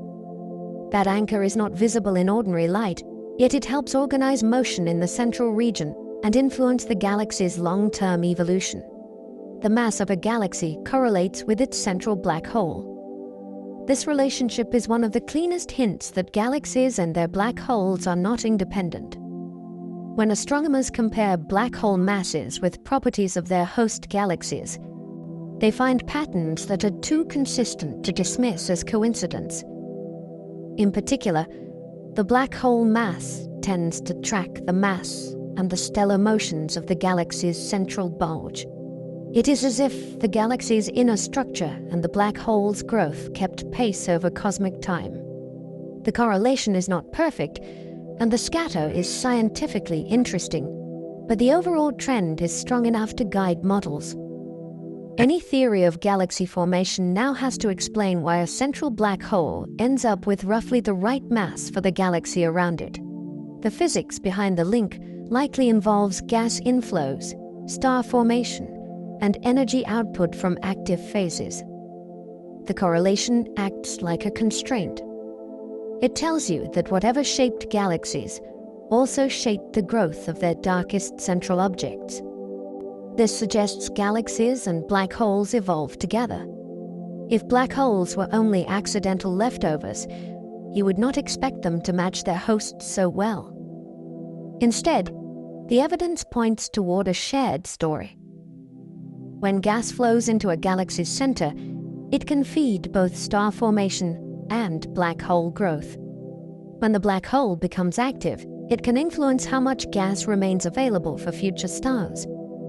Galaxy mergers can deliver new gas and also bring in another central black hole, reshaping the core and changing the growth path. Over long timescales, these processes can produce a kind of co-development. The galaxy supplies fuel and structure. The black hole supplies energy and gravitational influence. This view also reframes what a galaxy is. It is not just a star system with a dark object hidden in the middle. It is a system where the middle can matter enormously. Even when the black hole is quiet, its past active phases may have already altered the galaxy's gas content and star-forming potential. The visible galaxy can carry scars and signatures of an invisible partner that grew alongside it. Black holes influence how galaxies grow and change. The influence is not mystical. It is mechanical and energetic. When a black hole is actively accreting, it can release tremendous power into its surroundings as radiation, winds, and jets. That energy can heat gas in the galaxy's center, making it harder for the gas to cool and form new stars. It can also drive material outward, reducing the supply of star-forming fuel. In galaxy clusters, black hole activity can inflate cavities in hot gas that are visible in X-ray maps, showing that the central engine can reshape the larger environment. This influence helps explain why some massive galaxies stop forming stars and become dominated by older stellar populations. It also helps explain why galaxy growth does not run away indefinitely. Without a regulating mechanism, models often produce galaxies that are too massive and too bright compared with what we observe. Black holes provide a plausible regulator. They are small, but when they feed, they can act like a thermostat for an entire galaxy. They can heat gas and suppress star formation. Star formation requires gas to cool and clump. If the gas stays hot and stirred, it resists collapse. Active black holes can keep gas from cooling in several ways. Intense radiation can ionize gas and raise its temperature. Fast outflows can shock gas and inject turbulence. Jets can deliver energy to surrounding gas over large distances, preventing it from settling into dense clouds. The result can be a galaxy where plenty of gas exists in principle, yet it remains too warm or too disturbed to form many new stars. This helps explain why some galaxies transition from blue, star-forming systems to red, more quiescent systems dominated by older stars. It is a counterintuitive role for a black hole. You might expect a strong gravitational center to draw gas in and promote growth. Instead, the energetic consequences of accretion can do the opposite. The black hole's feeding can limit the galaxy's future star production, changing what the galaxy becomes over billions of years. This process is called feedback. In astronomy, feedback is a way of saying that a process can regulate itself through its consequences. When a black hole accretes more gas, it becomes more energetic. That energy affects the surrounding gas, which can reduce or reshape the future supply of accreting material. In a strong feedback cycle, a burst of black hole activity can heat or expel gas, which slows further accretion and dims the central engine. Later, gas can cool or flow back in, restarting the cycle. Feedback is not only about stopping growth, it can also guide it, setting the pace and the structure of a galaxy's evolution. The term is used widely because it helps connect small-scale physics near the black hole with large-scale outcomes in the host galaxy.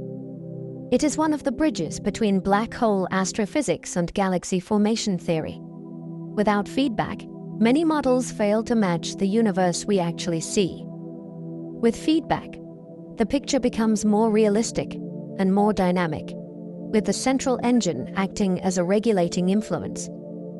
The first image of a black hole was released in 2019. For years, black holes were famous for being unseeable. Then astronomers achieved something that sounded impossible. They created an image that revealed the immediate neighborhood of a supermassive black hole. The target was in a galaxy called Messier 87, and the technique required combining radio telescopes across the Earth into a single planet-sized observing system.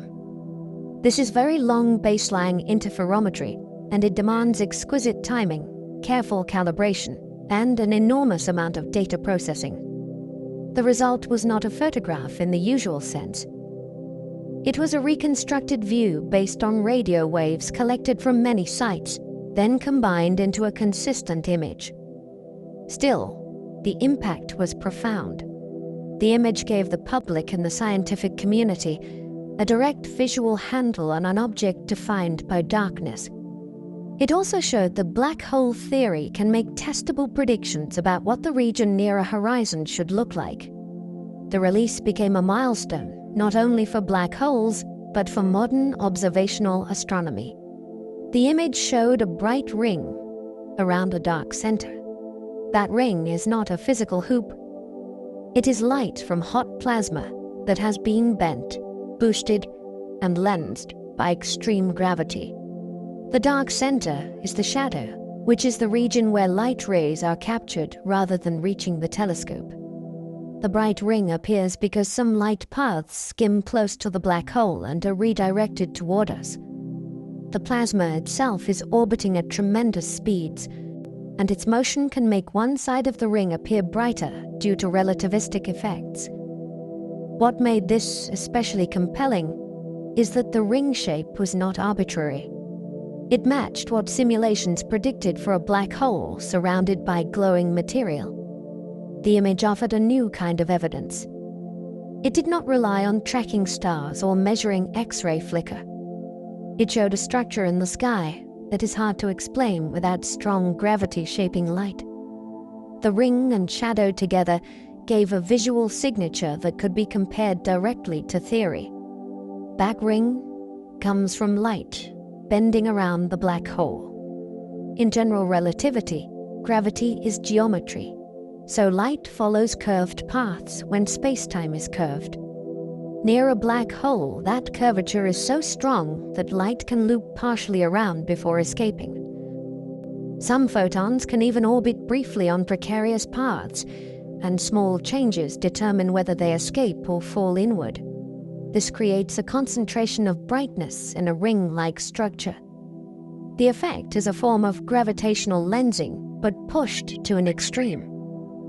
Instead of producing multiple images of a distant galaxy, it shapes the glow of matter right next to the black hole. This is why the ring is so informative. Its size and shape depend on the black hole's mass and spin, and on how the plasma is distributed. The ring is also a triumph of concept. It shows that black holes can be studied through the behavior of light itself, even though the black hole remains dark. In a way, gravity becomes an optical instrument, and the universe supplies the lens. The image confirmed predictions made decades earlier.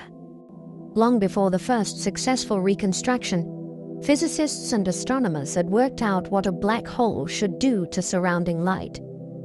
They predicted a shadow, a bright ring, and distinctive distortions caused by strong lensing. They also predicted how motion in the accreting plasma could make the image asymmetric.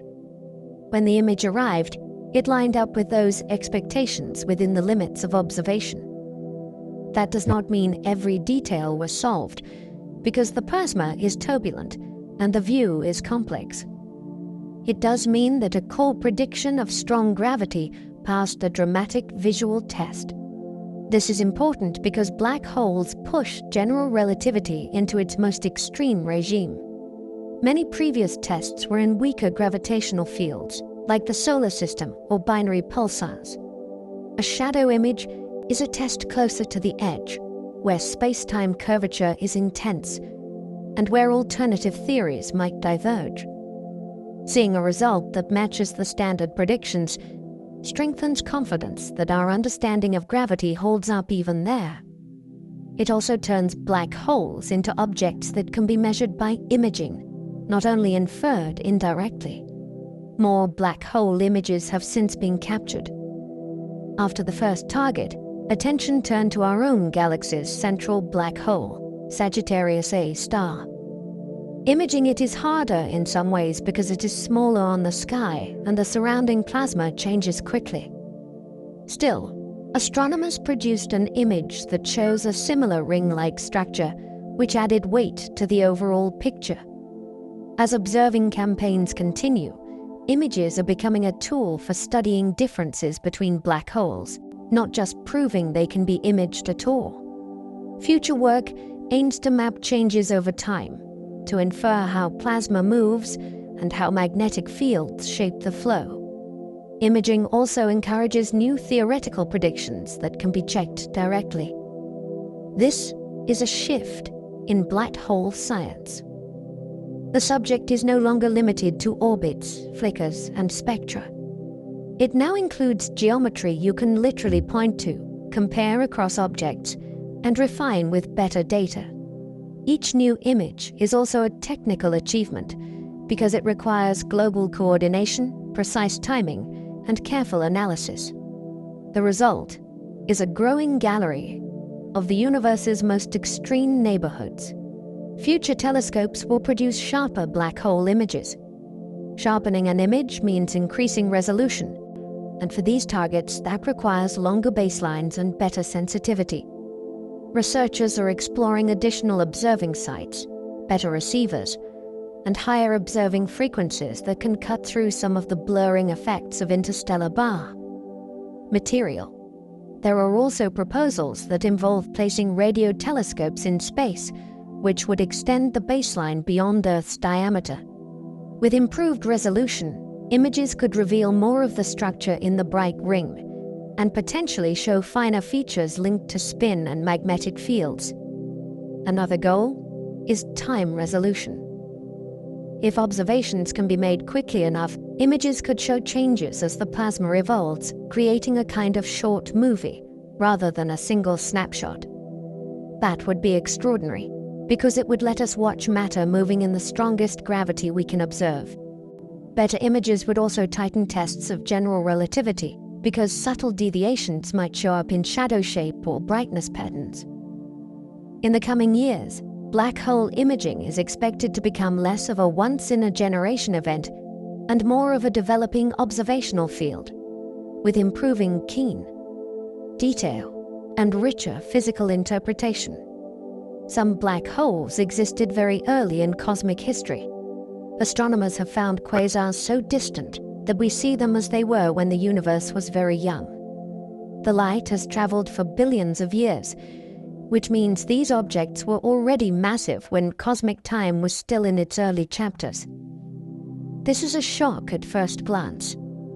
Building a supermassive black hole takes growth, and growth takes time and fuel. Yet the evidence suggests that some black holes reached enormous masses surprisingly early. This raises a direct question. What were the first seeds, and how did they form so soon after the first stars and galaxies were beginning to appear? The early universe was different. It had denser gas, more frequent mergers, and environments that could funnel material inward efficiently. Still, the existence of such early massive objects forces models to work hard. They are like milestones placed far back on the cosmic road. They tell us that black hole growth was underway almost as soon as galaxies began assembling. These early black holes grew surprisingly fast. To reach supermassive scales quickly, a black hole needs a head start, or an unusually efficient feeding environment, or both. One possibility is that the first seeds were larger than the remnants of ordinary stars. They might have formed from the direct collapse of massive gas clouds, producing a heavier starting point. Another possibility is that early accretion was sustained near the theoretical maximum for long periods, without being choked off by the energy output. Dense, gas-rich early galaxies might have been able to deliver fuel steadily into the center, especially during frequent mergers. There are also scenarios where repeated mergers between smaller black holes contribute to rapid growth. Each route has challenges, and researchers compare them against observations like quasar brightness, host galaxy properties, and the statistics of high redshift ATE. Sources. What makes this exciting is that the growth problem is not a niche detail. It connects to the formation of the first galaxies, the behavior of primordial gas, and the emergence of structure in the universe. Fast growth is a clue that the early cosmos was a more efficient engine than we once assumed. Their existence challenges current formation models. If you take a simple model of stellar remnants growing steadily, some of the earliest known quasars look too massive, too soon. That forces either more massive seeds, more efficient feeding, or some combination that changes the timeline. It also forces careful thinking about what limits accretion. Radiation from a bright accretion disk can push back against infilling gas, and that feedback can reduce the growth rate. Yet the early universe seems to have produced objects that overcame those limits in at least some cases. This is why the high redshift quasar population is so valuable. It is not only a set of bright objects, it is a set of constraints. Any successful theory has to explain how massive seeds formed, how gas reached the center, and how growth continued in spite of energetic output. It also has to explain why such objects were rare enough that we do not see them everywhere. In other words, the early black holes are both a success and a problem. They show what nature can do, and they show where our simplest assumptions fail. New theories continue to be proposed and tested. Black hole science advances through a loop between ideas and evidence. When observations show something unexpected, like very massive early quasars or unusual merger masses, theorists propose new formation routes. Then observers look for signatures that could distinguish those routes, such as the environments of quasars, the distribution of spins, or the statistics of gravitational wave events. Some theories focus on direct collapse seeds. Others focus on unusual accretion states that can exceed standard limits for short periods. Others explore the role of dense star clusters and repeated mergers. Future facilities will add pressure and clarity. More sensitive infrared telescopes can find earlier quasars and map their host galaxies. More gravitational wave detectors will find more mergers and fill out population statistics. Better radio imaging can test strong gravity with finer detail. The story is still unfolding, and that is one of its pleasures. Black holes are not a closed chapter of astronomy. They are a living field where new data can reshape the narrative quickly, and where the biggest questions are still on the table. Primordial black holes may have formed after the Big Bang. In the early universe, everything was hotter, denser, and changing rapidly. If some regions were slightly denser than average, gravity could have overwhelmed expansion in those spots and collapsed them directly into black holes. That would make these objects older than any star and older than any galaxy. They would also be fossils of the universe's earliest structure, preserved in the form of compact mass. The intriguing part is what they could tell us. Their abundance would depend on how lumpy the early universe was, on tiny scales we cannot easily measure with ordinary telescopes. If they exist, they could also create subtle effects today, like rare gravitational lensing events, or a background of high-energy radiation from the smallest craft ones. They sit at a crossroads between cosmology and black hole physics, and they turn the early universe into a laboratory that might still be leaving clues. These would not come from stars. Stellar black holes are the end of a life story that includes nuclear fusion, layered elements, and often a supernova. A primordial black hole would have none of that ancestry. It would form from raw density, from gravity acting on the universe's earliest material before stars ever lit up. That difference matters because it changes what mass ranges are possible and what environments they inhabit. A star-made black hole is tied to where stars form, which means galaxies, gas clouds, and chemical enrichment.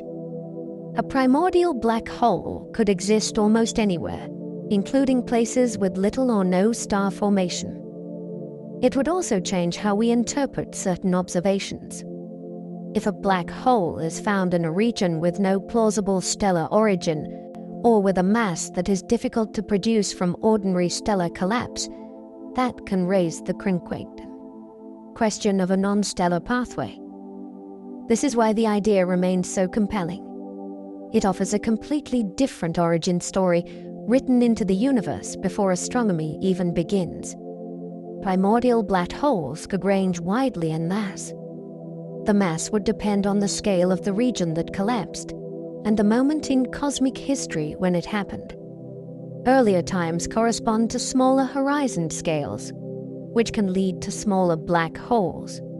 Later times allow larger regions to collapse, which can produce heavier ones.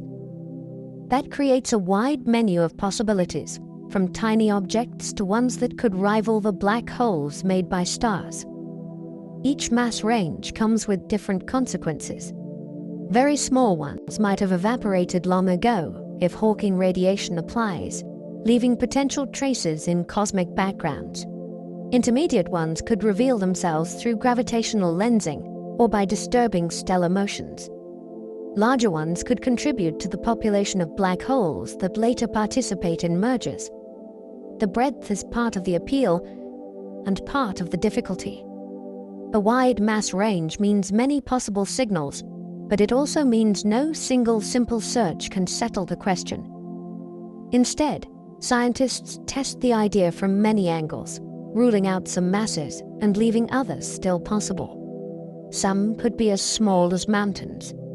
It is a strange thought that something with the mass of a mountain could be compressed into an object far smaller than a grain of sand.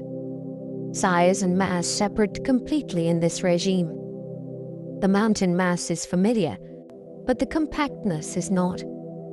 Such an object would not be dangerous at a distance, because gravity depends on mass and distance, not on how spooky the object is. If one passed near Earth, the most noticeable effect might be gravitational, like a brief lensing of a background star, or a tiny disturbance to a spacecraft trajectory if it came extremely close.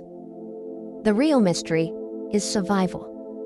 Small black holes would be hotter in the Hawking picture, which means they would radiate more, and might not last to the present day unless their mass is above a certain threshold. That is why the mountain-sized idea sits right on the edge between imagination and testable physics. It is concrete enough to picture and extreme enough to force careful constraints. Others could rival stellar black holes. If primordial black holes exist in this heavier range, they become harder to distinguish from black holes made by collapsing stars. The clues would have to come from context. Are they found in places where massive stars never lived? Do their numbers match what stellar evolution predicts? Do their masses fall into ranges that stellar collapse struggles to produce? This is where gravitational wave astronomy becomes relevant, because it measures black hole masses directly through merger signals. If a population shows up with unexpected patterns, it can motivate a closer look at non-stellar origins. Another clue could come from how early such black holes might appear. A primordial origin would place them in the universe before the first stars, so they could, in principle, influence later structure formation by acting as double-us. Early seeds of gravitational attraction. The key is not to assume every heavy black hole must have a stellar parent. In this scenario, some could be ancient arrivals, already present before the first starlight, waiting in the dark for the universe to grow around them. Primordial black holes are a possible dark matter candidate. Dark matter is known through gravity, not through light. So compact dark objects are an obvious idea to test. A primordial black hole is dark by nature and massive by definition, which seems to fit the basic requirement. If enough existed, they could contribute to the unseen mass that holds galaxies together and shapes cosmic structure. The challenge is that dark matter also behaves smoothly on large scales, while black holes are clumpy objects. Too many in the wrong mass range would produce effects we would notice, like too many lensing events, disrupted star clusters, or altered galaxy dynamics. So the idea lives in specific allowed windows, where there could be enough mass in black holes without breaking other observations. This makes the hypothesis exciting and fragile at the same time. A single good detection of the right kind of lensing event would be suggestive, but it would not settle everything. Dark matter is a global problem, so any candidate must pass many independent tests.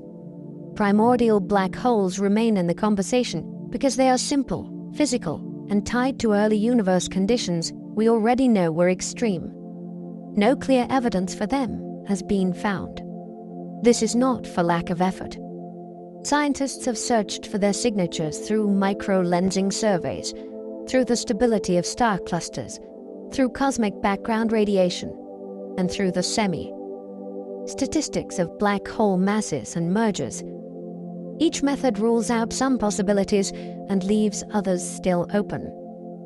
That is how the field makes progress. The absence of clear evidence means we do not get to claim a neat solution to dark matter or early universe mysteries yet. It also means the universe is placing constraints on how lumpy the early cosmos could have been on very small scales.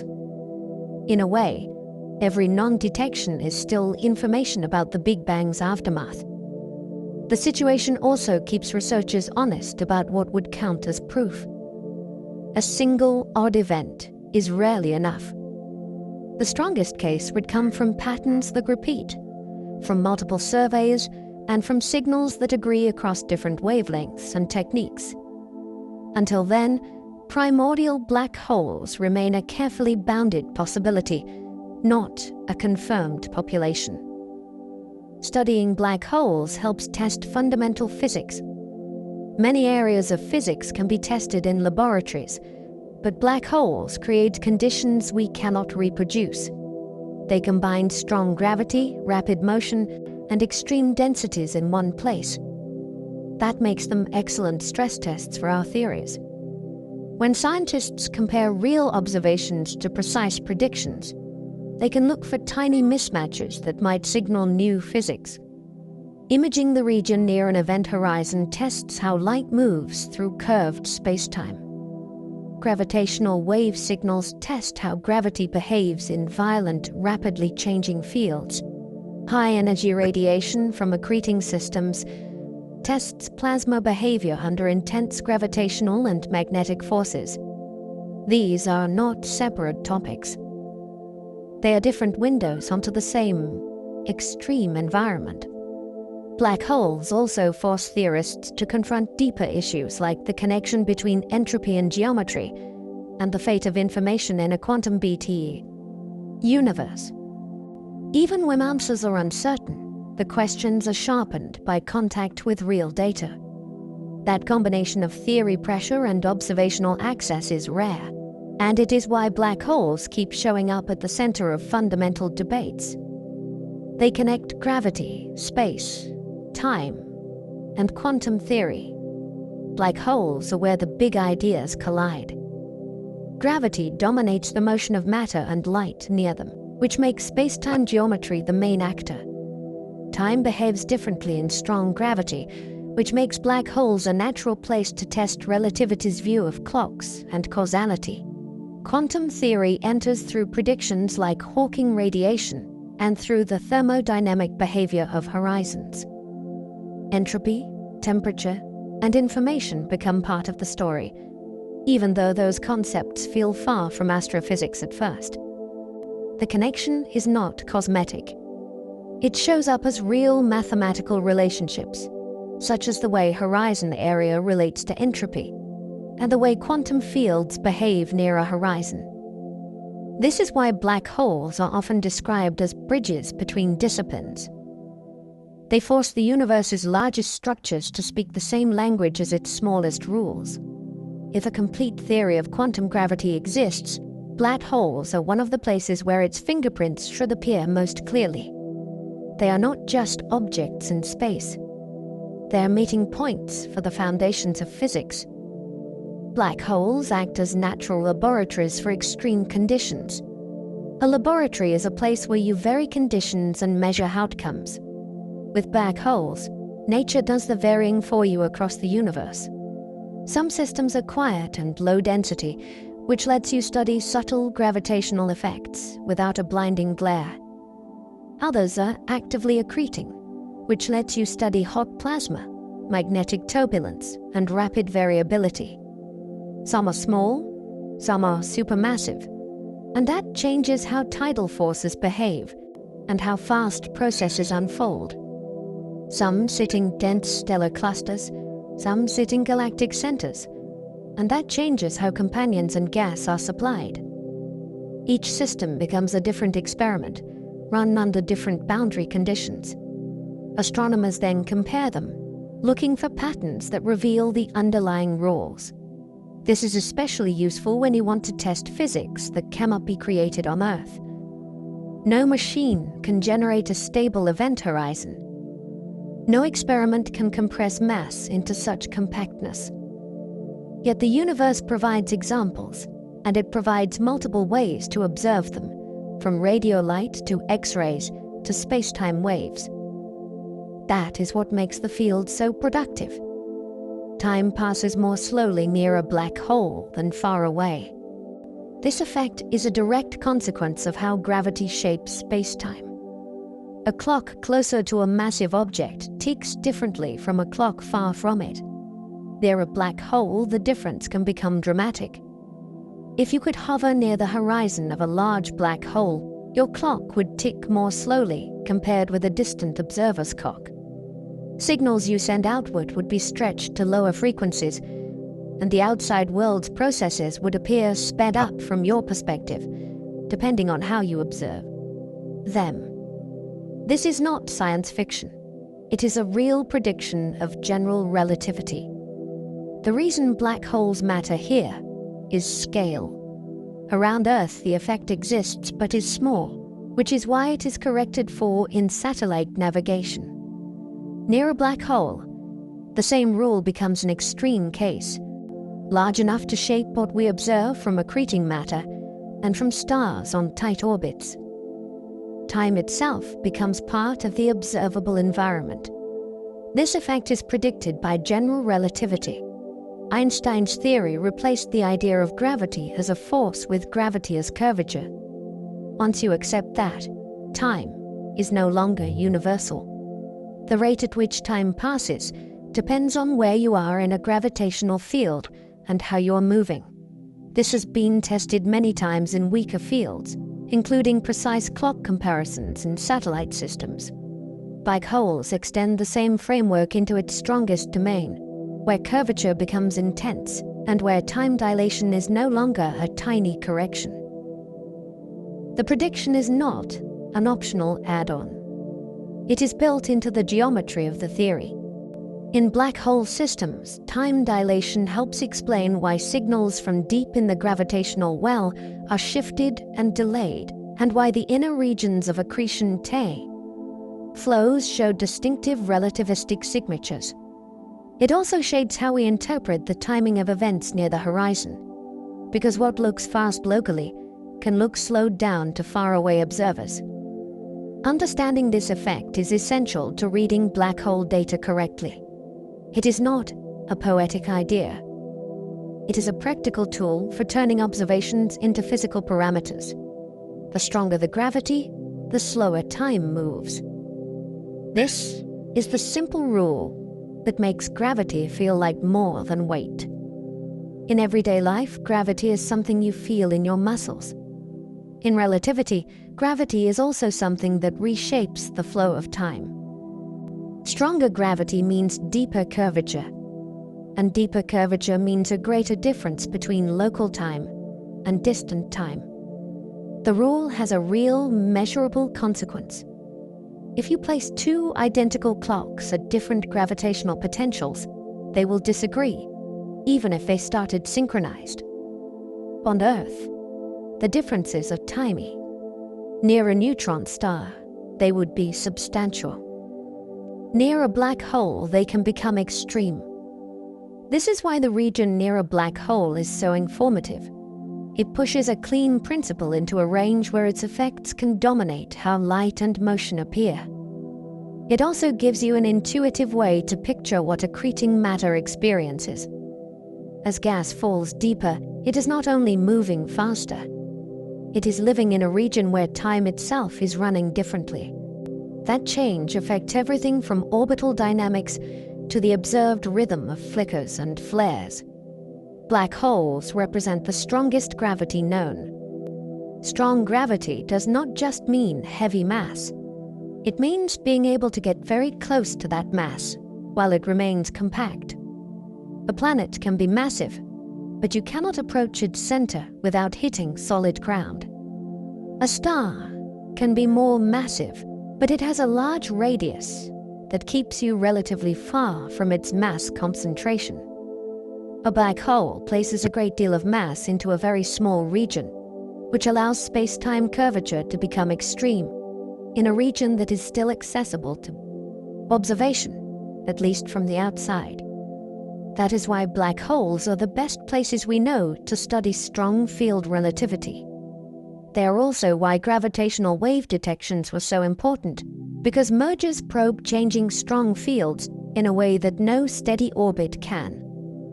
In black hole environments, light paths bend sharply, time dilation becomes intense, and orbital stability changes in distinctive ways. If you want to see what gravity can do at its most dramatic, black holes are the clearest examples nature gives us.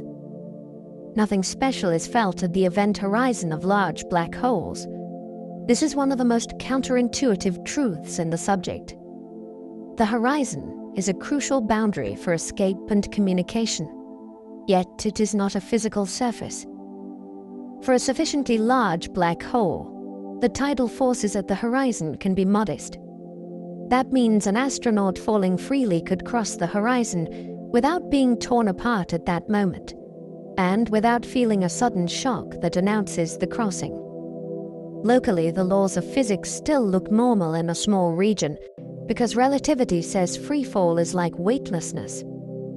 The drama is not in the sensation. The drama is in the global consequence. Once past that boundary, signals can no longer reach the outside world. This is a powerful reminder that black holes are not defined by what they feel like up close, but by what they do to causal structure. The horizon is a geometric feature, not a wall you bump into. An observer falling in would notice no sudden boundary. For someone in freefall, the surroundings change continuously. Starlight ahead becomes distorted and focused, and the sky can appear warped by lensing. The unfailing observer might see the outside universe concentrated into a smaller region of the sky, depending on the path and the black hole's spin. Yet there is no bright line painted in space that says horizon here. The reason is that the horizon is defined by escape paths to infinity, which is a global concept. A person crossing it is making a local measurement, and local physics cannot directly label that global boundary. This is one of the reasons the horizon is so philosophically and scientifically rich. It divides what can influence what, yet it does so without a physical marker you can touch. The experience becomes a lesson in relativity's viewpoint. What you can say about crossing depends on who is measuring, what they can observe, and how their information is limited. That mismatch between local experience and global consequence is central to many black hole puzzles. Outside observers never see objects fully cross the horizon. From far away, the light from an infilling object takes longer and longer to reach you as it comes closer to the horizon. Each successive signal is delayed more than the last. At the same time, the light is shifted to lower and lower frequencies, and it becomes fainter. The result is that the object appears to slow down and fade, as if it is freezing at the edge. In practice, it quickly becomes too dim to detect. This does not mean the object never crosses. It means the information about the crossing is not delivered to distant observers in a finite, easily observed way. This difference between what the falling object experiences and what the distant observer can receive is a key feature of horizon physics. It shapes how we talk about black hole growth and about what can be confirmed observationally. It also explains why horizons are compatible with a universe where causality matters. The horizon hides events not by a curtain, but by the structure of space-time timing itself. Black holes challenge intuition, but follow precise physical laws. They sound like violations of common sense, yet they are among the most rule-bound objects in astrophysics. Orbital motion near them can be predicted. Light bending can be calculated. Merger waveforms can be modeled with remarkable accuracy. The weirdness comes from the laws, not from breaking them. That is why black holes are such powerful teaching objects. They force you to update intuition to match reality, rather than the other way around. They also reward careful thinking, because small conceptual mistakes lead to big misunderstandings, like the idea that black holes constantly suck everything nearby. In reality, you can compute stable orbits, energy extraction possibilities, and signal delays from first principles. When observations match those predictions, it is not just satisfying. It is a deep confirmation that the universe is consistent, even in its most extreme corners. The challenge is psychological, not mathematical. Your everyday experience did not evolve to handle curved spacetime. Black holes make you learn a new kind of common sense. They are simpler than stars, yet far more extreme. A star is complicated. It has layers, chemistry, convection, magnetic cycles, winds, and changing fusion processes. A black hole, once settled, can be described with a small set of properties, and that makes it deceptively simple. Yet the simplicity hides extremity. The compactness creates enormous curvature. The horizon creates a one-way boundary for information. The inner orbits allow matter to reach tremendous speeds and temperatures before disappearing. So you get an object that is mathematically spare, but physically intense. This is why black holes are so valuable in theoretical work. Fewer features mean fewer distractions, which means cleaner tests of ideas about gravity, thermodynamics, and quantum behavior. In observation, the contrast is just as striking. A star shines because of internal processes. A black hole's most dramatic light comes from the space around it, from matter being accelerated and heated by gravity. That makes the environment spectacular, even though the central object remains dark. The simplest description in astrophysics produces some of the most extreme phenomena we know. Black holes remain one of the most important objects in modern science.